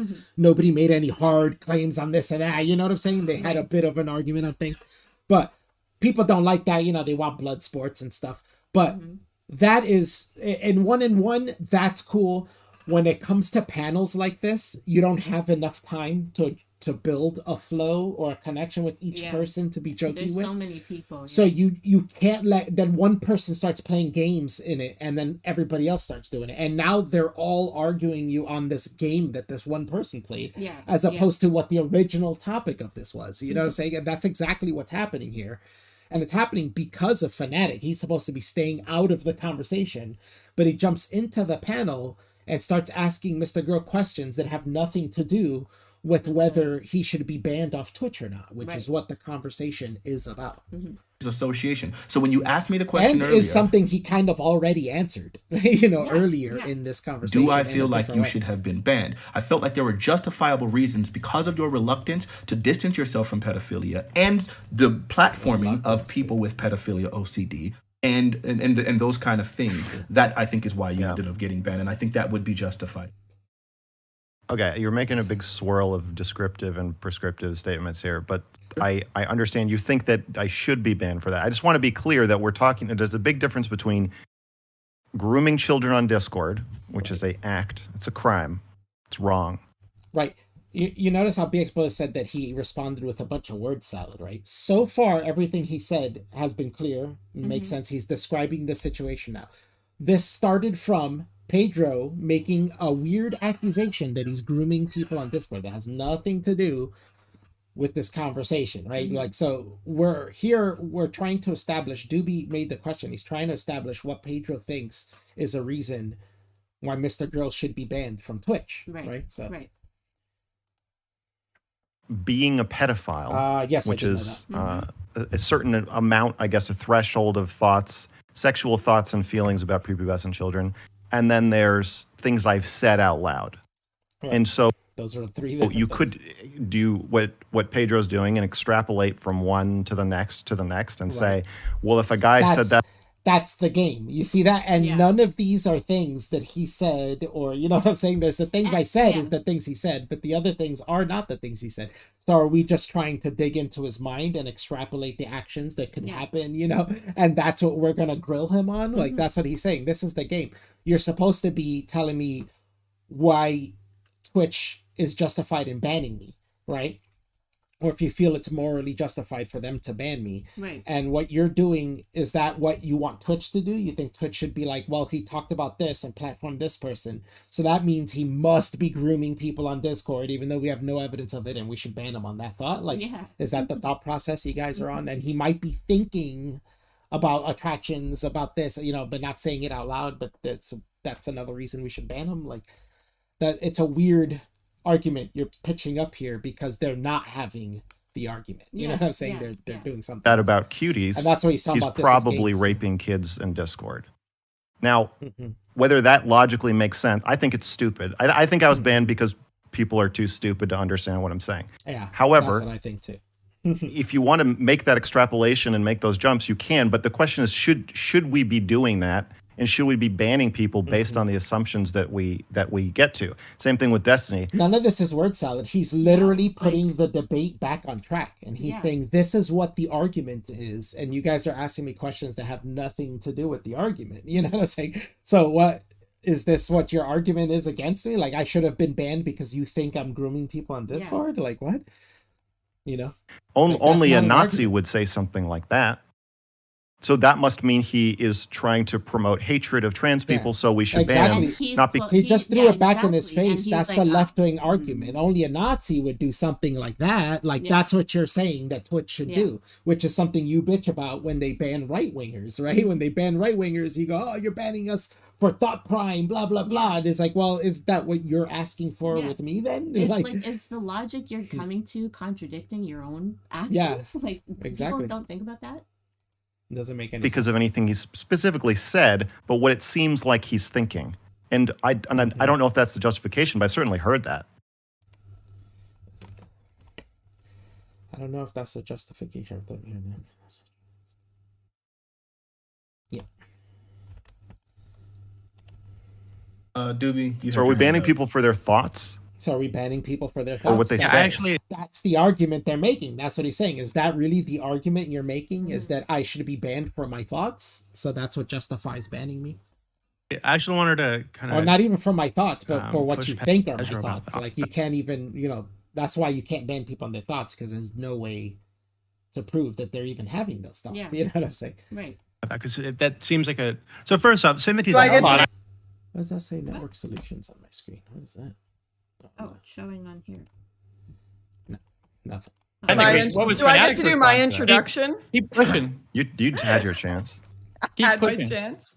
Okay, wait, we got to hear Fanatic's response first. So, Fanatic, do you think that MrGirl should be banned because you are trying to divine his thoughts based on his interviews? Yeah, that's exactly. Destiny just boiled it down to exactly what they're doing. You're trying to divine his thoughts and then ban him on the thoughts that you're divining that he might be having.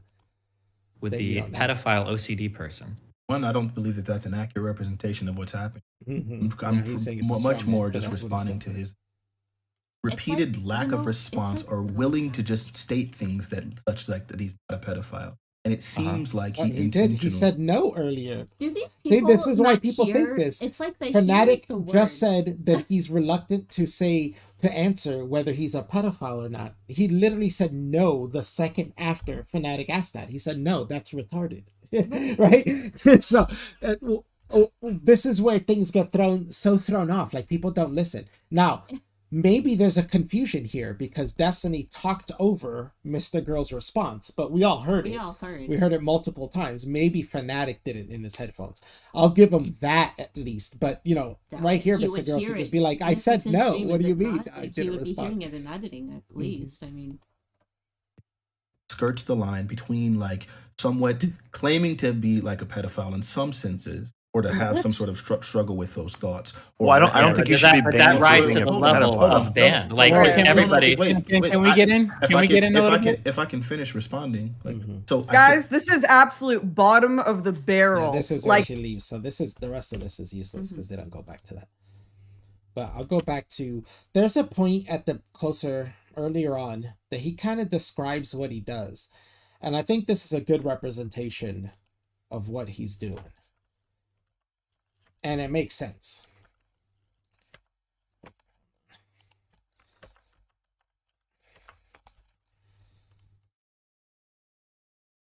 I think a lot of times people don't like the topic, which makes sense. I'm not saying people have to like the topic. It makes sense that people don't like the topic.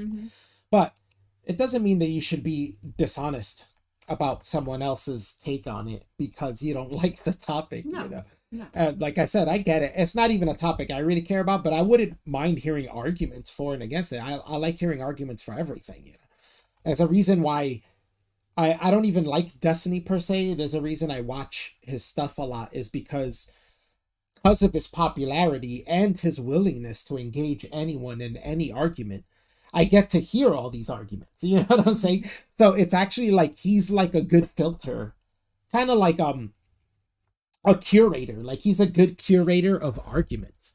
So if you like follow Destiny long enough, you can find every argument pitched. You know what I'm saying? Yeah. And then sometimes I agree with his take back. Sometimes I don't, but I like to watch his content for that you get to see this basically curated internet of arguments. And some of them are ridiculous. Sometimes it's really interesting to see what people have to say. But this is why Destiny gets what MrGirl's doing, and he gets who he is, because they've had that discussion. So that's why he's laughing a lot about what other people's reaction are to him, and he's kind of ribbing them on it, because he's like, everybody goes to this phase where they think you're this, and you're saying this or that, and then realizing, oh, wait, no, that's not what he's saying. He's saying this other thing, right? Pedro's got the kind of paranoid angle. Pedro's got the everybody viewpoints, right? Like how they come to the realization. This whole thing feels a little disorganized the way everybody's coming at it. So Pedro's got the kind of paranoid angle of like that this is like a psyop, or I'm a CIA agent, or somebody's feeding Lauren lines to take her down, or the system is done with Destiny, so they're going to take him. I have a much simpler view of what's happening. So I think with me, I think I'm saying things that are uncomfortable to lay people, especially in the highly puritanical space of online discourse. So I'm sort of intentionally, provocatively juxtaposing truths that are pretty well established and agreed upon in like psychology and academia, and taking them out of place and putting them and just sort of dropping them here and seeing the ripples and seeing what happens and using that to start conversations. And I understand that's upsetting to some people, confusing to people. Twitch wants to... That's exactly what it is. He recognizes it and he's like, I get it's confusing and, you guys don't get it because this is like deep philosophical, like, what do we do about thoughts kind of idea, right? Like this is really 1984 thought crime pushing to enter the boundaries on that, like deep thought, like what is permissible to think about and what isn't, like, are we drawing a line here, aren't we? Like, that's why I say, is your argument, that's what the argument is, and that's why when these guys ask him these questions, he's saying, so are you saying that Twitch was justified in banning me because of thoughts I had? Like, why are you asking me about my inner thoughts when the argument is about the things I've said on Twitch? Is what would get me banned off Twitch is for the things I've said. Right? Like, so you should be asking me about what I've said on Twitch. That's why when people say, oh, what should we do with pedophiles? And they say, kill them. It's like, okay, well, that's great. But so now that conversation or debate has ended. And now it's like a new conversation has to be had, or a debate of what is a pedophile? Because even being against it makes one a pedophile, apparently, like from everything I'm learning so far. So it doesn't work, and it's just a lazy argument to say kill them, but because the point isn't even what do we do with them after they've offended. We already have something we do about that. What I'm saying? The point is how to make it preventative, without being all 1984, what I'm saying, without taking away people's, like Clockwork Orange. Like the whole concept of Clockwork Orange was, this is a young man who commits crimes, which is almost like a thing that happens, right? Young men in large numbers commit crimes and rebel and do these kind of things. So then they take him, he gets arrested, and they put him in this experiment to rehabilitate people, where they make violent thoughts to him painful. So anything that's a violent thought, a sexual thought, becomes painful to him. Right. And then he starts living his life in agony of these things. In the end, they find out that, he tries to commit suicide. He gets to sue them because of the anguish that he suffers from this. He gets to sue them. The experiment's considered a failure. He gets a bunch of money. But that's the movie. And the book, the end gives you like the reasoning of it is he gets older. And he starts seeing the youth now running around causing trouble, and he starts thinking back to the way he was, and he's like, well, the trying to make me someone I wasn't didn't work, and he's like, is this like, what's better, to be a human or to be a Clockwork Orange, a natural orange or a Clockwork Orange? You know what I'm saying? Right. Like that's the point, was like, maybe this isn't the proper way to do things, is to force people. And like it's kind of the same message of 1984, like when it gets to a point where the totalitarian government is telling you how to think and punishing you for thinking the way you're not supposed to think and feeling your natural feelings and stuff, like, sexual thoughts were forbidden. So, any expression that you were feeling, any kind of sexual thought, got you in trouble, like you don't want that, right? Is that the society we're going to get to? But there is a conversation that's very deep to be had there, and I don't see why people can't have it, without people freaking out and stuff. Keep things a little dumber. So I understand. I'll keep things a little dumber. I don't think that's a good reason, but I think that is what they're doing, and they're trying to phase out sort of uncomfortable conversations. They want people to play Minecraft, and that's pretty much it. Now, now he's working his next video is the cancel culture. So he's talking about how you can't have any opposing opinions on trans people, even if it's still not scientifically figured out, and it's just a thing of as opposed to like trying to get you banned for actually being hateful. They're banning you just for having a conversation basically. Yeah. Which is what's happening to Destiny. He, for all he knows, because they haven't told him why he was banned, for all he knows, somebody asked us earlier too, sorry, it slipped my mind and now came back that if we covered Destiny getting banned. But for all Destiny knows, he doesn't know why he got banned. For all he knows is because the last thing he could think of was that he had a argument about trans women in sports. So it's like, is that just having that conversation is banned? And his argument was going by all the science. We have updated science. He actually says that I think he's changed his opinion. I think he was more open to it before. And his old argument was, we need to study this and get more information. And now his take is, we got that information now. You know, like we have studied it and now we have that information. And it seems like the more and more information and studies are being done on this that we're getting, it seems like that there is a disadvantage, you know? So that's where his stance is now. And it's changed from before because he thought there wasn't enough information. Now there is. So people are going at him about it. And he thinks that's the only reason he can think of why he got banned. So is that it? Is it because the conversation can't be had? That's almost the same thing as what's going on with MrGirl from the right, where the right is trying to cancel him and say, not give him any chance and just straight up call him these things, ad hom him, you know, don't listen to this guy. You know. Destiny and Lauren, I do think cancel culture really encapsulates what I'm talking about. So cancel culture, normal cancel culture, is when we take, there's a line. If you cross the line, you get silenced. What he was doing though, but I think it is like a take that's too big for most people. I think it is the emotional pleading aspect. It's like people, people don't like that conversation. Just like it's the same thing. This is where I say that both sides act the same. You have one side who's acting exactly that way about race and transgender, you know, identities basically, and another side who acts that way about the, you know, talking about pedophilia and stuff. And then now those are both conversations you can't have because of both sides. You know what I'm saying? Because the other side just doesn't want to hear the conversation. But sometimes you just got to have those conversations. It's to me, I think it's an interesting conversation. Why not? You know, why not discuss that and what can be done and what people think are solutions to this? Why not? You know what I'm saying? That should be discussed about everything. This is where you have to remain consistent in your logic. Like if people can argue immigration and what immigration's good, what immigration's bad, then why can't we argue other things? You know what I'm saying? Or you can argue this, you can argue that, but you can't argue certain topics. Why not? You know, it doesn't make any sense. Especially if you're covering in a certain way. There's a thing of advocacy as well. And it's not like, not every debate. This is a problem too, that a lot of these streamers are advocates of stuff. So when they go on panels or debates to advocate for something. But not everybody does that. You know what I'm saying? Some people's advocacy is just to have the conversations. Some people don't have any advocacy. They just want to have the conversation. They just come on and want to argue this point and think, I want to, and some people's is just, I want to get to the truth. That's it. I just want to know the truth. I'm not advocating for anything, you know?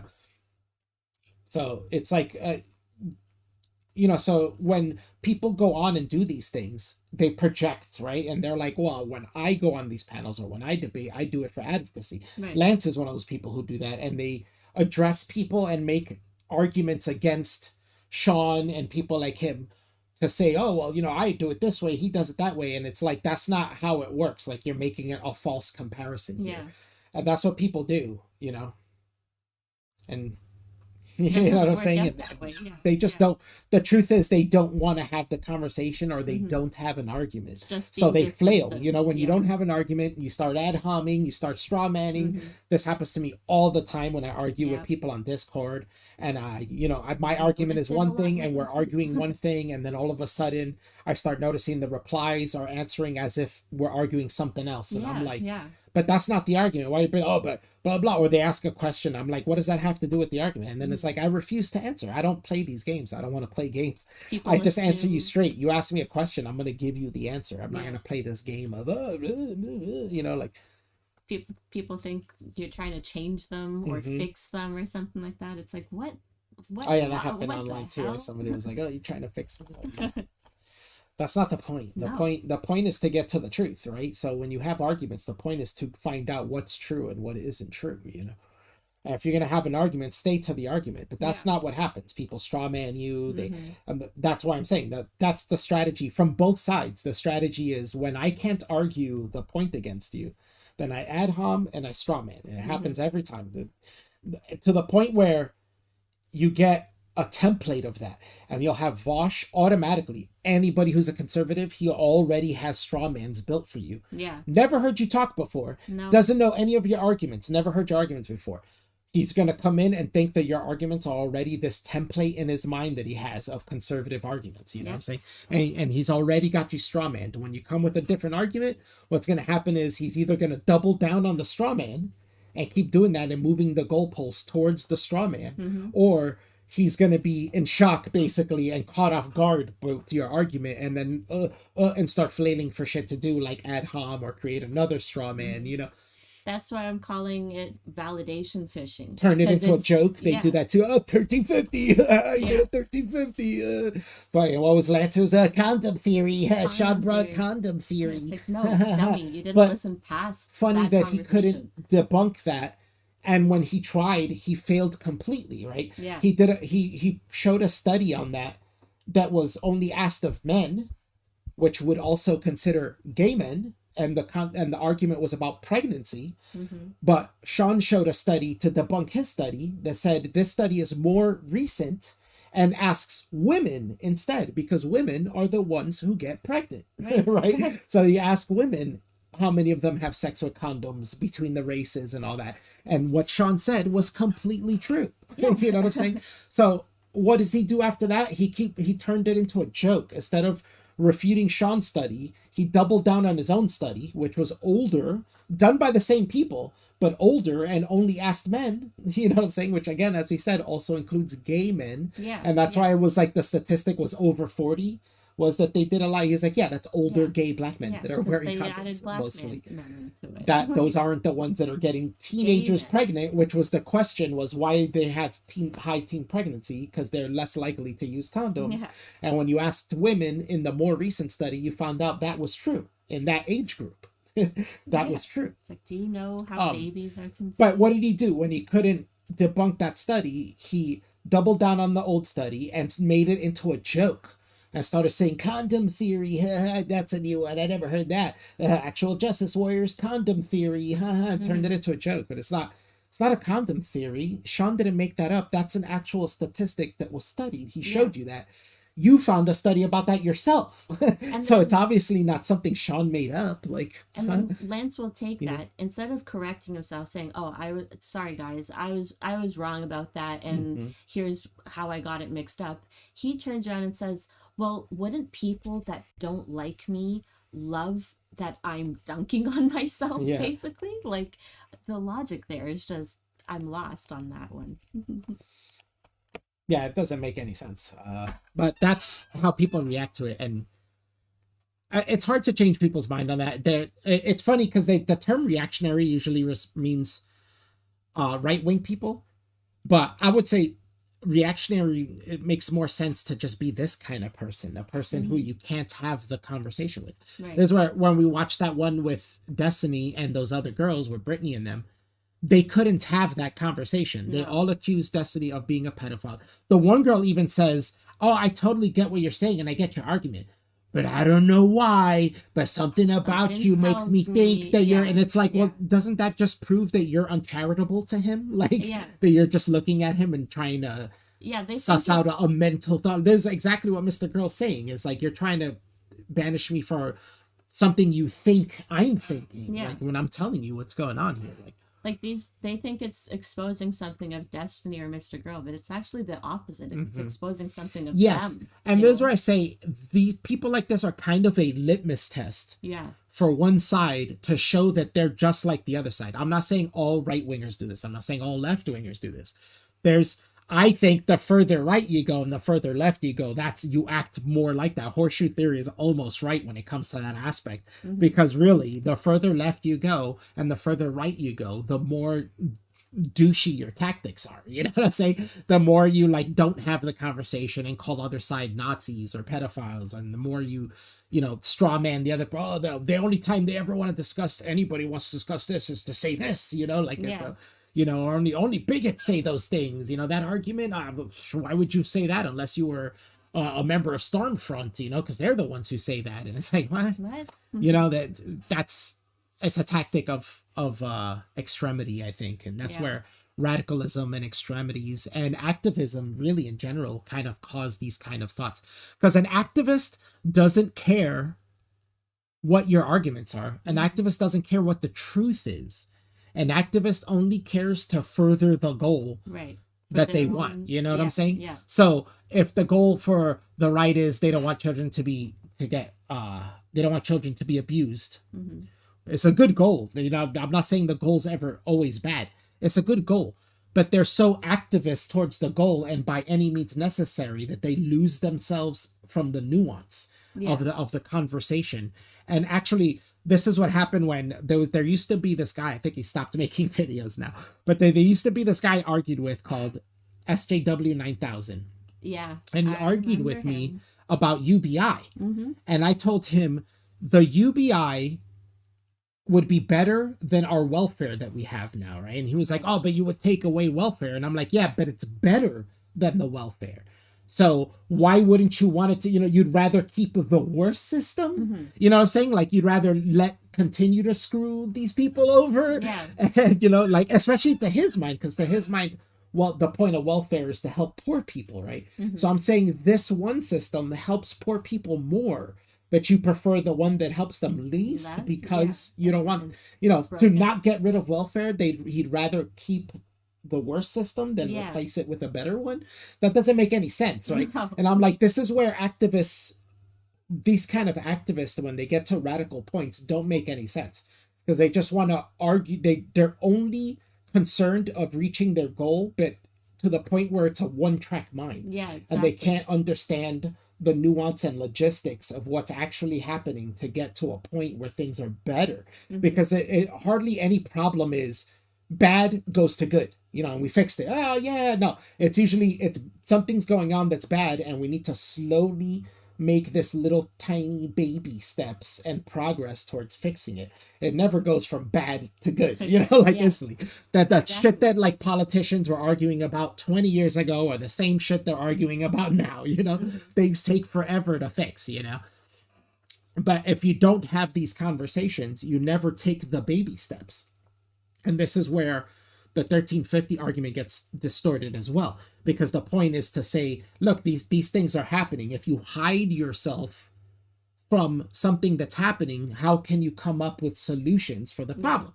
You're coming up with the wrong solutions. I get your purpose in your mind that it's altruistic and that you think you're doing good and you're turning a bad problem into something that's good or not a problem anymore, but you're doing it in the wrong way because you're avoiding what the actual problem is and what the cause is and what, where the problems come from is by coming up with these, by just making them up, and saying, oh, it's because of this, let's look at what it is, And when other people are trying to tell you it's this, it's because, these people behave in a different way, or this is happening differently. There's a culture going on here, whatever the argument is. Instead of listening, they just go straight towards, you're racist, you're this. But have those arguments, you know what I'm saying? If you think that person's racist, then they would not be able to continue having good arguments against you. Eventually, you would back them into the corner to just say, I don't like these people. You know what I'm saying?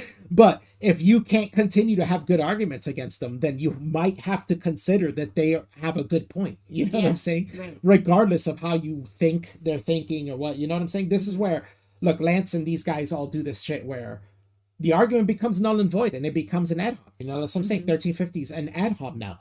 Now they just say that to you. Oh, look, he's 1350. Yeah. Okay, but how does that defeat my argument? You know what I'm saying? It doesn't. And that's what they do now. And they turn things into template responses like that so they can never have to address these certain arguments. Yeah. This is what's happening. But in reverse, this is the right version of that, where you can't have this conversation. MrGirl cannot have this conversation a normal conversation about this and then arguments go back and forth with this with Brittany Venti? No. BX Bullet? No. Can't have it.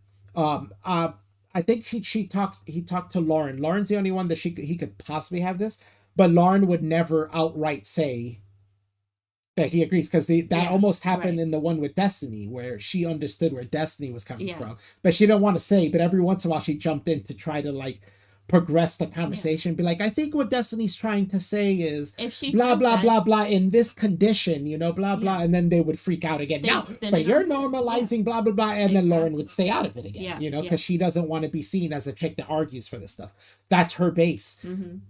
Her fans are the kind of people that Mr. Girl cannot have a conversation with this with, you know. But Lauren is kind of a little more mature and understands that you could have this conversation. She just won't have it publicly. I promise you she won't. But there's multiple other people that he would never have this conversation with. We watched another one, Drunken Peasants. Hey, let's put that one on. What was the one where he was with drunken peasants? That one was a good one. I liked how he handled it. We'll watch the end of that. But you can't have a conversation like this. It's the one with drunken peasants. He had it on his page. Mr. Girl Returns. I think it's that one. Which one? Mr. Girl Returns. The channel. Oh, I see. I see. He does things on different things for different reasons. It's not here. No. No. Is it on? Did he take it down because it sucked that much? Oh no, here it is. Oh, there it is. Never mind. I always felt misplaced. But let me bring up the screen again. 1 second.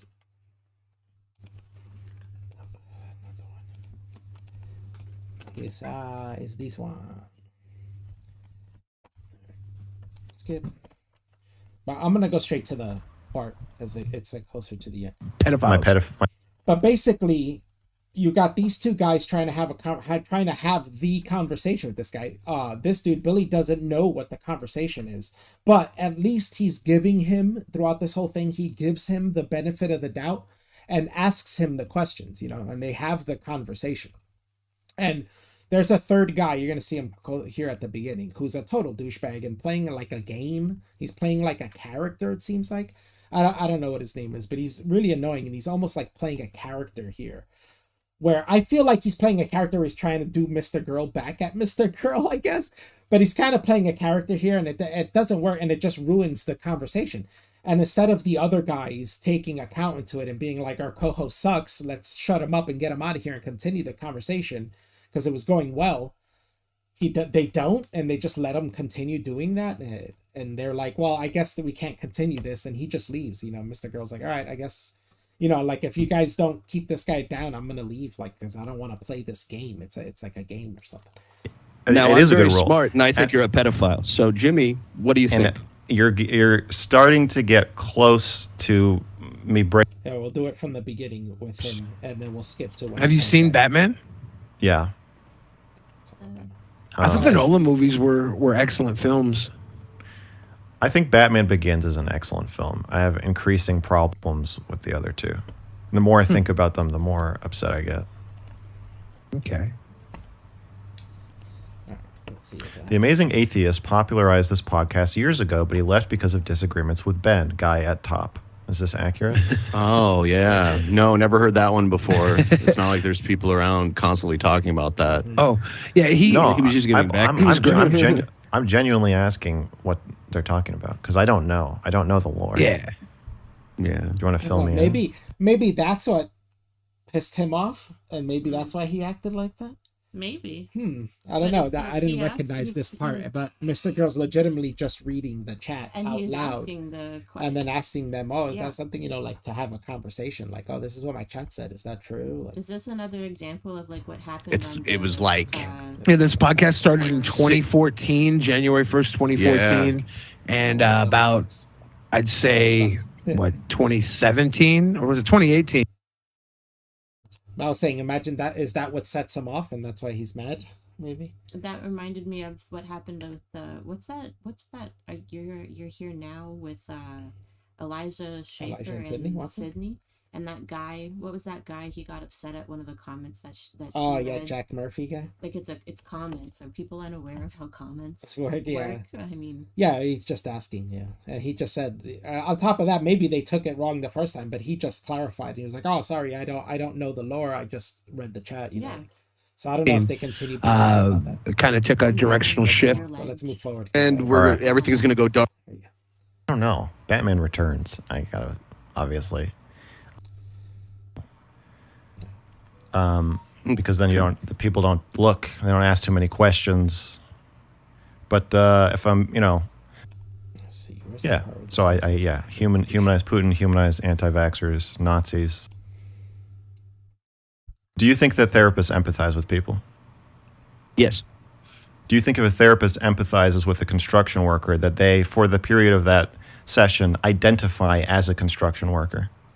No, but if the construction worker is talking about things that concern him as himself as a construction worker, he has to take on the thoughts of a construction worker for that time. That's what makes him a good therapist.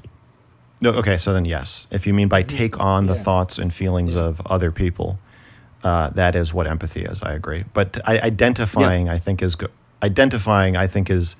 is when you actually are losing empathy. You're no longer able to separate yourself from the person you're empathizing with. You think that you are that person. That's no longer empathy. To me, empathy requires that you understand you are not the other person, but you understand them. Yeah. Yeah, that's exactly what I mean. Were you molested as a young kid? The phrase is to walk in someone's shoes, right? Like you understand their. Trying to be empathetic. I don't think I was. Am I bad at it? I don't know. I don't have a lot of empathy. You were, and it's okay. Pretend we're alone. There is a. Yeah. See, this is where I don't like the way you're starting this conversation. Mm-hmm. It's a I don't mix. Like you. I can see your that. Face. I can see but that. I want to kiss you. I want to kiss you on the mouth. I understand, but if you're gonna be super combative, don't fake. You're faking with me, and I don't like it. Be real. If you're gonna be super combative, it's not combative. I feel sorry for you if you were molested. I need you. Here's the thing. You need me to what? I can't be seen in public being disingenuous, and the way that you're talking to me. There is no way to make you be disingenuous. You cannot be honest with me. By the way, I'm talking to you. I'm pushing you into a corner, aren't I? I'm making you do something you don't want to do. Is that correct? Yeah. No, you're just making it so there's no way to have this conversation with you while being genuine. Why? Because of your pride. Your pride is at stake. Why don't you just lay lower for a second? Meet me where I am. There's also the thing, I don't know if he's saying it, but there's also the thing that this person's not being genuine. He's like playing a character. So it's like, how can I have a conversation with somebody who's playing a character and you're asking me questions out of the blue and I don't know if what I'm answering to you means what, you. And not because of my pride, but because you are not being genuine. Pretend I'm a pedophile and sympathize with me. Give me some nuance. Yeah, well, the new season just dropped. And it's like, if you're playing this character, then I'm going to be playing a character back at you instead of having the conversation, right? What would the sympathy be here for you, Joe? For Joe only. The sympathy for Joe is that he's conflict avoidant, but very angry, so he doesn't know how to handle being mad at somebody and being genuine at the same time. I'll fix you. Oh, I can do both. You're wrong. You're a bad therapist. Okay, so then if you want to have some kind of argument or conflict, that's fine. But you cannot pretend that everything you're saying is a joke. I need you to not. I was defending pedophiles before you were, and I'm angry that it's become your brand. Nobody cared when I did it.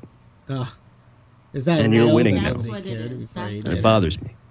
I have many pedophile friends because I don't want to be seen as a pedophobe. And that's why I want to be friends with you. Because it's clear you're a pedophile. And I'm not judging you for that. It's obvious. It's the most obvious thing in the world. And you cleverly disguised yourself as a pedophile to do it. That was next brain. That's next level thinking. What? Okay? Yeah, that was the one rap song you did, I'm a pedophile? Wait. Now, Billy, you can't pretend that we're just having a normal podcast conversation. You need to have some kind of. No, I don't want to do. I'm not gonna. I know, I get it. I'm not gonna switch channels.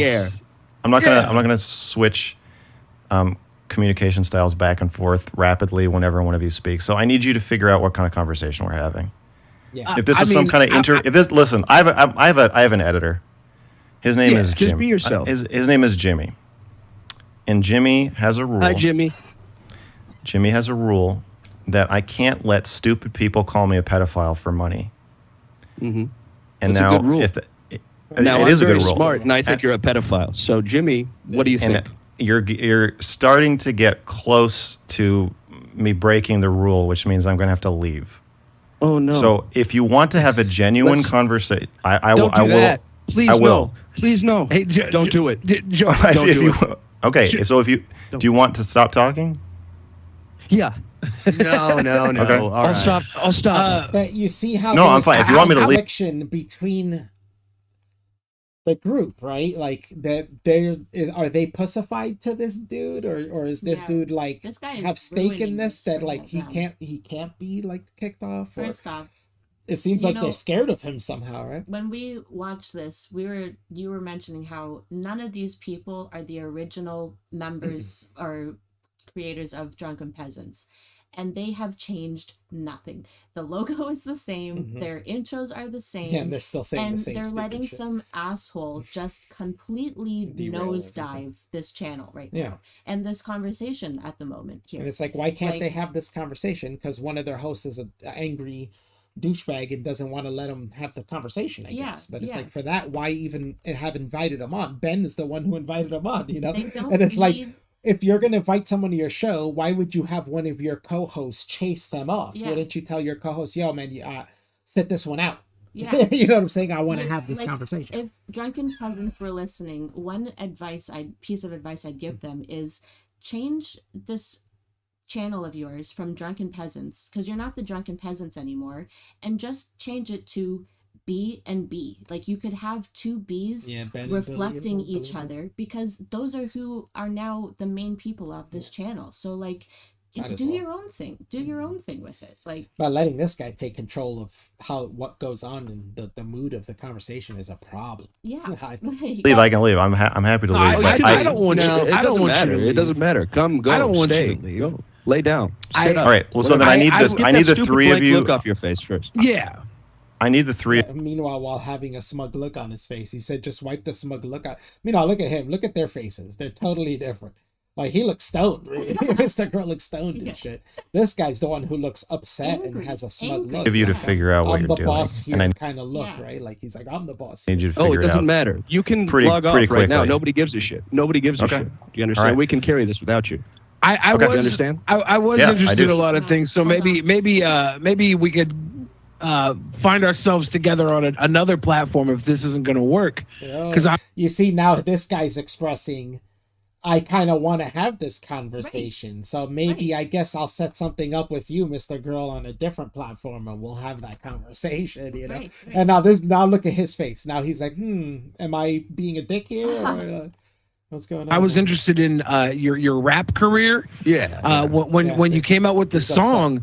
Like, wait, so you're inviting me on a different live stream? No, not a different. Yeah, I mean, how ridiculous is this? Ben invited him on here to have this stream on the Drunken Peasants, and what happens? This guy derails it so much that another host has to invite him to a different stream to have this conversation they were supposed to have on this stream. I mean, I'm on the internet. You're on the internet. I might be able to ask these questions some other time if we're not going to be able to do it here.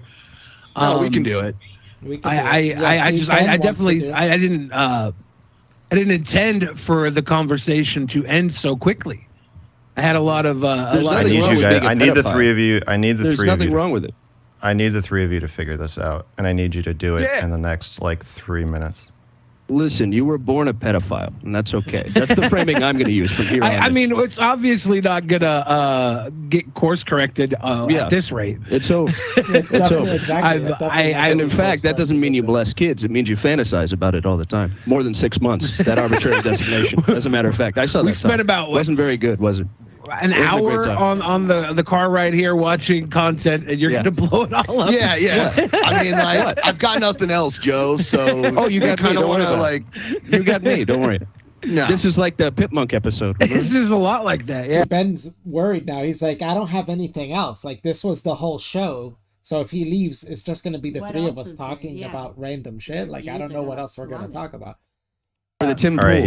you got 2 minutes to pull us out of the fire. No, and like, honestly, let me make myself. Let me make myself clear. Let me make myself clear. What are you doing, Ben?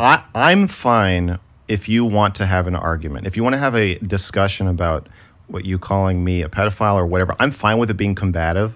My problem is that, one, you're being combative, but somehow pretending that you're not being combative so that I can't actually push back against anything you're saying. Like you're playing Two, your co-hosts are pretending as though there is not a fight happening and asking me questions as though you're not here.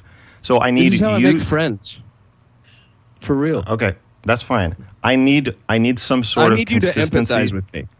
I need some sort of consistency in how genuine we're going to be. This is what this is. Okay. It's as genuine as it's going to get. I was attempting to course correct and get back. Saying this is as genuine as it's going to get is not a way of saying that you're being genuine. No, that's kind of saying I don't get more real than this. I keep playing this character and I stay in character, right? Yeah. Like, it's so weird that how is it how do you run a show like this? It doesn't make sense to me. They're not on the same level. This is like, I feel like this is one of those like Gordon Ramsay's gonna show up and like coach them on how to be friends again and work together as a team. And it doesn't work like this, you know. You mopeds. It really is so odd that two of these people really want to have this conversation and set up the show for that. Yeah. And this third host, who's on a no thing called reason. Guest Cam, Yeah. has completely sabotaged the show for Ben and is taking over. They can't do anything about it. They don't say anything. They don't say, hey, man, we're going to need you to sit this one out. That's what I would say. But they don't do it. It's like they're afraid of him. I would personally be like, yo, bro, you're going to have to sit this one out. Yeah. And we're going to have this conversation with this dude. Into a conversation, but I don't think it's going to work. That's the problem. Yeah. Why isn't it going to work? Right? Like, why don't you solve that? That's get the fuck out of here, man. Like, that's not Mr. Girl's problem. That's you guys' problem. Yeah, you guys solve that. I definitely. I'm just being performative. I definitely planned to have a He just said, "I'm just being performative." He just said to prove I'm not a pedophile. That's the truth. Like being sarcastic to him. I'm just being performative to prove. So this is the projective claim he's making to Mr. Girl by saying it's him, but he's playing that character as if he's playing the same character Mr. Girl's playing. That's what he's doing, right? So he's saying, I'm performing like a pedophile to prove that I'm not a pedophile. That's what his claim is about Mr. Girl. I think that speaks more for that guy than that's what I'm saying. Like, I think that you're kind of projecting who you are. Doing this for years, just kick the other guy. Yeah, that's what I would say. Yeah, just kick the other dude. But I don't think we're gonna get anywhere beyond this. Like the only problem so far, that there's only one. Mr. Girl, you're pretending to be something you aren't. You like me, and you find me funny, and you want to kiss me. Now admit it. I like this that he doesn't reply. And he just stares at and the camera. Neither of his co-hosts. You can sign off now. You're lying to me. For you to play this game. I think you should sign off. All right, Ben. Yes. It was a pleasure. I don't know. Like, I had a whole bunch of stuff written down that I thought we were going to go through. All right, I'll step out for a while. You guys talk. I'll be back. Okay. Okay. No, and he's like laughing about it, but he's trying to derail the whole shit. We're not going to rush the rest of this, but the conversation goes on normal, and they actually have a good conversation. Yeah. They don't need that other guy's there to derail everything. They have a great conversation, and then the guy comes back an hour later, basically, in the shadows, and derails the conversation again. It's going great, and he just walks in, knows what the conversation about, and starts talking about his bullshit again. Yeah. And it's like, dude, why do that? There's why no ruin the show for the here. other guys, though, right? Like, if you don't like the guy and don't want to have the conversation. But you know what? Another part that wasn't mentioned is that before they continue on having the conversation after this weird guy Joe leaves, the guy Billy goes, "It's so weird because we were having a conversation before this, and Joe was like, yeah, like I have a lot of questions too, and I'd be interested in hearing this. I think it's an interesting conversation." And then he totally does something opposite as soon as the stream starts. So it's like you're not even getting a honest answer from this guy before the stream even starts. Like, some guy is just taking you for a ride, and he's supposed to be like a guest or another co-host or something like that. It's like, But he's not. He's really just a wrench. It is. He's like a wrench in the gears of the show. Yeah. Like, why do you have him? Fans, really. But definitely not anyone under 18. There's no reason for it. Yeah, see, there's the part where he's talking about his new project where he thinks there's no reason for anyone under 18 to be on Discord. And that he's going through a thing to try to like convince, he's making like a documentary to try to convince Discord to make it 18 up, you know, and not have teenagers on there. Or anyone. I can't think of a good there's not a reason good that there could be a good reason. So long as it comes down to parental supervision, honestly, at the end of the day. But if your child is playing video games and you have a rule that they're only allowed to have like the voice communication with their family members or something or friends, Discord is one way that that could be helpful for it. So I mean, I'm not in full agreement on his point because I don't always think that it's technology's responsibility to protect itself from children. I think that a lot of times it should be the parents who protect their children and have to say what children use and don't use. What I do say is technology should make it easier and help parents and make it easier for parents to keep their children. So maybe there should be, like that, you know, like we're at an age where there's no reason why we can't have laptops and computers with thumbprints that like, you know, it only unlocks adult internet when you put your thumbprint, right? Like, but for your kid, you know, they can't come over, use their thumbprint, and they can access things that you don't want them to access, right? There could be a setting where you're like, I don't, Discord's only for me. You know, YouTube 18 plus is only for me, you know, like Pornhub, all this stuff, only for me. No one else can use it on this computer without using my thumbprint, you know? Or something like that, you know? But that's what I'm saying, where technology should help parents make it easier, but it shouldn't fully be technology's, you know, like cars don't need to make themselves childproof as a child can't put a key in and turn it. You know what I'm saying? Parents should be watching their kids not to go in a car with their keys and take their keys. And you know what I'm saying? Like technology isn't the sole and when we start doing that, that's when parents are going to stop teaching their kids things. You know what I'm saying? Like we can't let off the pressure of parents having to teach their kids stuff because that's a bad, you know, way to go. We need people to be attentive to their children and pay attention to what their children are doing and you know, and but that's why I say, like, that's why there should be organizations that push technology to help, or at least work with technology to help them help parents. Exactly. You know what I'm saying? Yeah.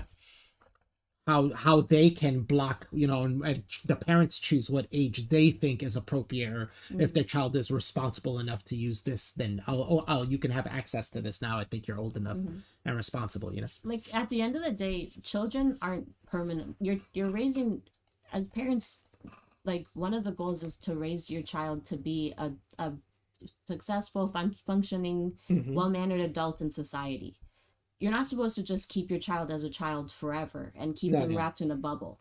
But that seems to be the goal for some people in order to prevent them from being on certain spaces. It's informing and preventing them from getting in dangerous situations is really the end goal. Yeah. You know? And technology should help with that, but it's not their responsibility. That's the way I put it.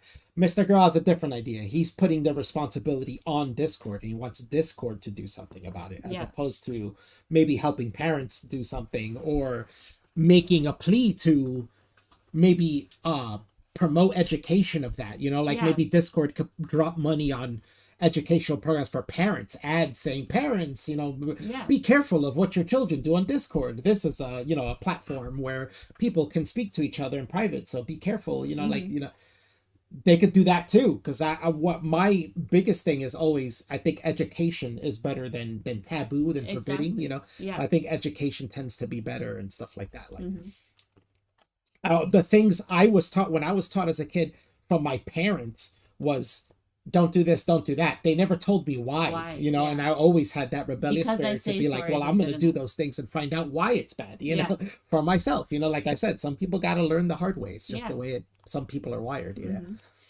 Reason for that. But can you think of a good enough reason not to? Like, you're the one saying that thought policing is wrong, right? And now they start going to an opposite argument, right? Where he's talking against why the kids should be in Discord. He's saying nobody under 18 should be on Discord, and now he's arguing the opposite. Well, I mean, like, just think of it like hanging out. Like, if I told you I'm having a this is weird too, where he's talking about hanging out, and it is weird. But this does happen. When I was 16, I had friends in their 20s. When I was in my 20s, I had friends who were 16, 17, when I in my early 20s, because maybe they were a younger brother of a friend or something like that, and their friends. Right. All throughout my life, high school, you know, I always had college friends. College, you have high school friends. Like, that's the way it goes. But in some cases, you would see that weird. Now, me as a 42, 43-year-old, now if I say, yeah, I'm going to go hang out with my friend who's 16, you'd be like, what? You have a friend that's 16? Like, it's not a relative of yours? Or, like, huh? 16-year-old? Yeah, like, that doesn't... so odd for how you behave anyways. Like, yeah, that would so be that great. works, but depends on the context of what you're saying. Like, imagine... I'm going to go hang out with my friend. But Max, yeah, this guy, I think, is closer to my age. I think he's probably, like, mid-30s to later 30s. Yeah. Now, imagine if he says, I'm going to go hang out with my 15-year-old friend. You'd be like, what? Privately. And you're like, oh, who's your friend? And I'm like, it's a middle schooler. Yeah. Why are you talking privately with a middle schooler as a 47? Or like, what do you guys possibly have in common? Like, are you talking about Pokemon? Or I went to party at a pedo's house. He got us a booze. LOL. No, well, I remember when I was like 15, maybe like 8th grade, freshman year and sophomore year, we had a friend who was a friend that I grew up with, a girl, and her mom ended up becoming our friend of all of us. And she was like this old hippie, like junkie lady and shit. And we used to do all kinds of drugs with her as 14, 13-year-olds, 14-year-olds to 15-year-olds, doing all kinds, smoking weed, doing all kinds of other shit. Nothing sexual with her because she was kind of a gross old lady. None of us found her attractive. But eventually the daughter stopped hanging out with there, and we would still hang out with her mom, so it was like her mom became our friend, and we would just hang out at her place. Our group of friends would go to her apartment and hang out there, and she would just hang out with us, and like, we'll have coffee or something and bullshit and smoke weed and shit, go. We'd have little acoustic guitars and like jam out and shit and play like Sublime. I had a friend's house that we did similar things like that. It's weird though, and I am not saying that that's something normal. Actually, maybe it is normal. I'm saying that's something kind of normal, but I'm not saying it's like a good thing or a proper thing or trying to encourage that. What I'm saying is that it is something that happens, and it isn't always something negative. It isn't always like something pedophilic is going on, But you should not be hanging out.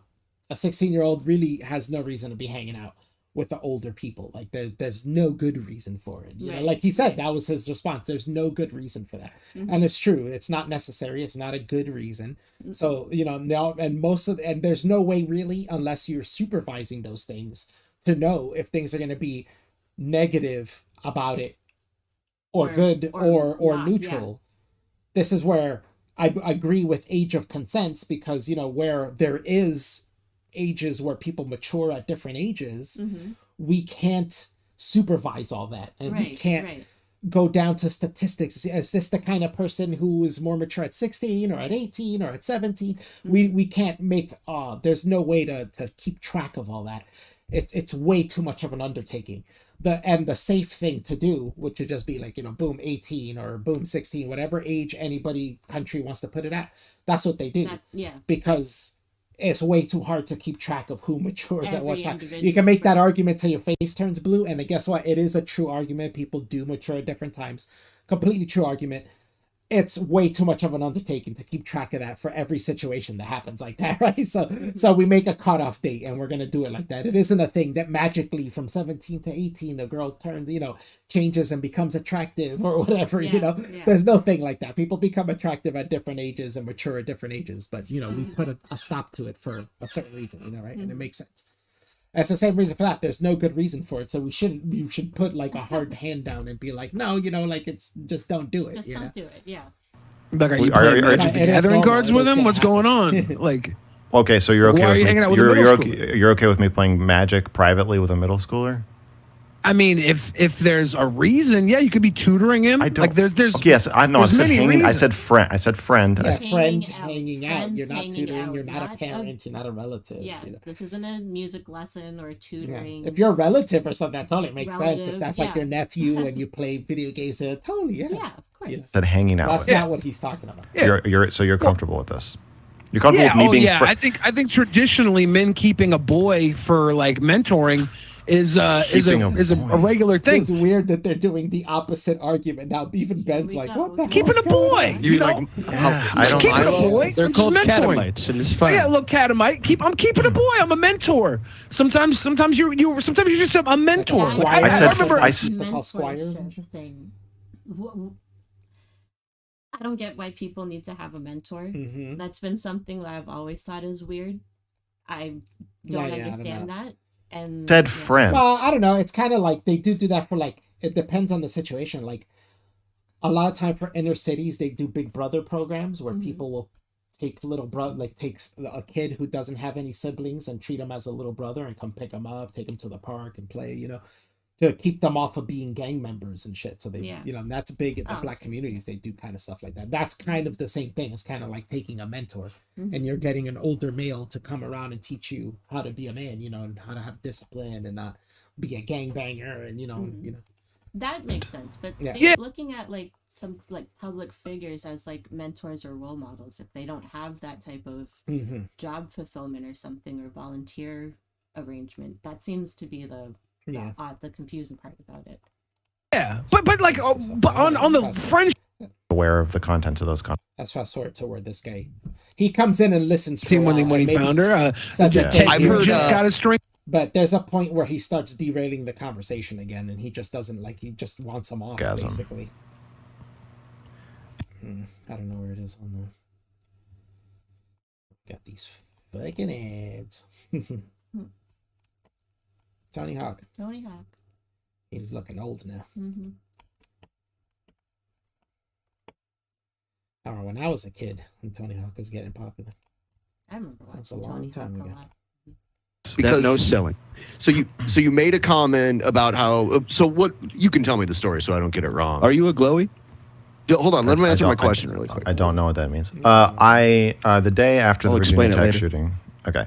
I was in a class called Contemporary and Historical Issues of Black Women. And the director, the head of the Women's Studies Department, already did not like me because of the aforementioned orgasms article. And much the way I feel about people talking about not being attracted to teenagers online, I was sitting in class watching my classmates one at a time in a discussion about the Virginia Tech shooting say, I cannot fathom why anybody would shoot up their school. This is a horrible mystery. I am definitely not a mass shooter. I've never had any impure thoughts about this, blah, blah, blah.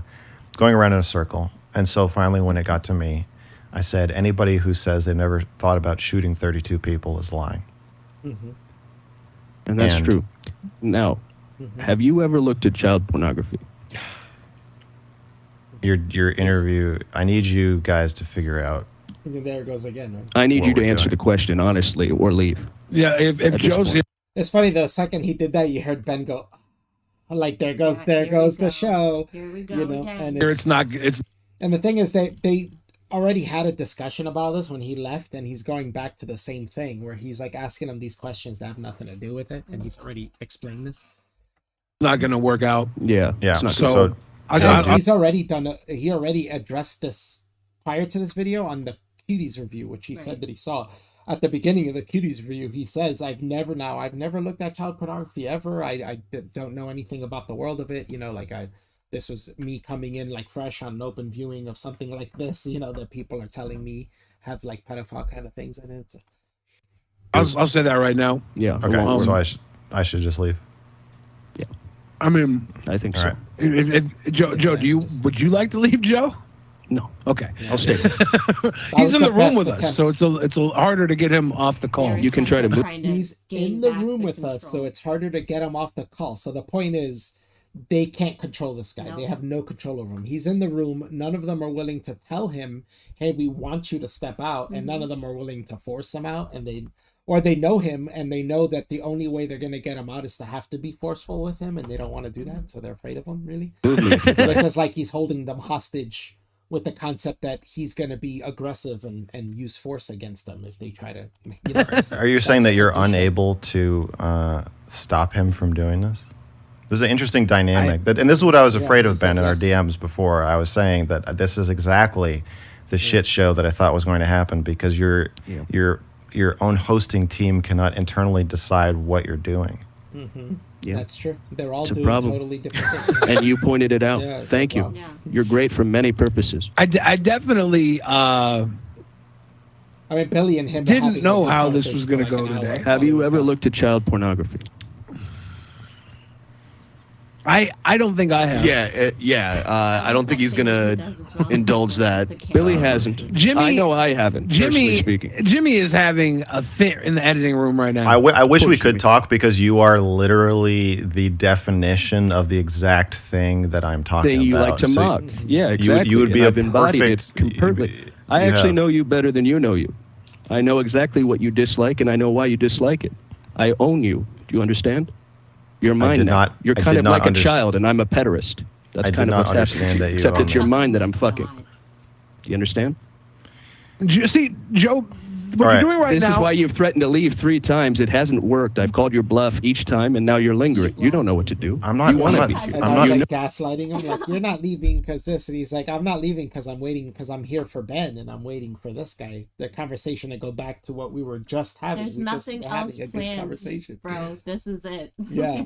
Threatening like, you. it's just And you. you're hoping to I'm not threatening you. He's like, what he's hoping is that the other two will stand up for themselves and say, hey, man, we were having a good conversation until you came back and derailed the whole thing. Like, can we go back to having the conversation we were just having? I'm threatening. Like, these guys are not done with this conversation. No. They're not done with this. He is, though. He was done with it from the beginning, and he didn't like that it was going to continue, but he gave them their time, and he was like, all right, I'll give you some time to talk to him. But now he's back, and he's like, all right, now I'm back, and I gave you a little more time and listened in, and now get out. Basically. You know exactly what's happening. Ben knows exactly what's happening. Ben, I need you. Exactly. I need you to muzzle your dog, or I have to go. Are we done? Or are you going to shut him up? He's a lot bigger than me. All right. Look, it will be actionable if we try and get Joe out of here. It will be actionable. What? And then they're like open about being like pussy to this dude. There's a lot of breakable shit in the room. Okay. Well, thank you for the time. Has this happened before? Have they been trying to get rid of this dude and they can't? Like, and he gets violent when they do? Drop this. Is he holding the show hostage? Blink twice, Billy and Ben, if he's Are holding you guys okay? hostage. It was a great interview. Yeah. Thanks for visiting. It actually was a good interview. It was. In the times he Up wasn't until there. that Like that one, point, we're not playing it obviously, but No. you guys can watch on yourself. It's on MrGirl's channel. I'm sure that Drunken Peasants have it on their channel, but it actually is a good conversation, a good interview between Billy's not that very bright, but he asks genuine questions at least, and MrGirl answers all his questions and has the conversation with him very easily. And I appreciate. We'll see you later. Appreciate you talking with us. I wish we could We're have got a gonna little talk further. amongst ourselves. You with got the to go. conversation. Apologize. You got places to be. It being Porn, shut down child so porn to quickly. not watch or watch. What do you? You got to do one or the other. Joe, it's all right. You can tell us later. Don't worry about it. You're This isn't the terrible. forum. This isn't the forum. All right. There you go. And he was just like watching the Oh my performance. God. That's what he's saying. Like these guys were performative. That guy was performative. Mm-hmm. And that's exactly what he did. He just sat there quiet watching the performance, right? And then being like, all right, I guess that's enough. I'll see you. Enough of that. All right, but that's the end for us. We've been watching all this stuff for a while now. Thanks for watching, guys. But as you see, we made our the point. You can see the point we made earlier about how people take this guy wrong, and it's fine if you don't. And personally, I think it's fine if you don't like him or you think that there's bad intentions. But you can address that genuinely instead of playing a game about it, right? Exactly. Like that's not going to work. That's only going to make it worse, actually, and people aren't going to take you seriously. You know? Because then they're going to hear what he has to say and be like, that doesn't address what he had to say, so you're just full of shit, you know? People aren't going to take you seriously. So Stop. This is why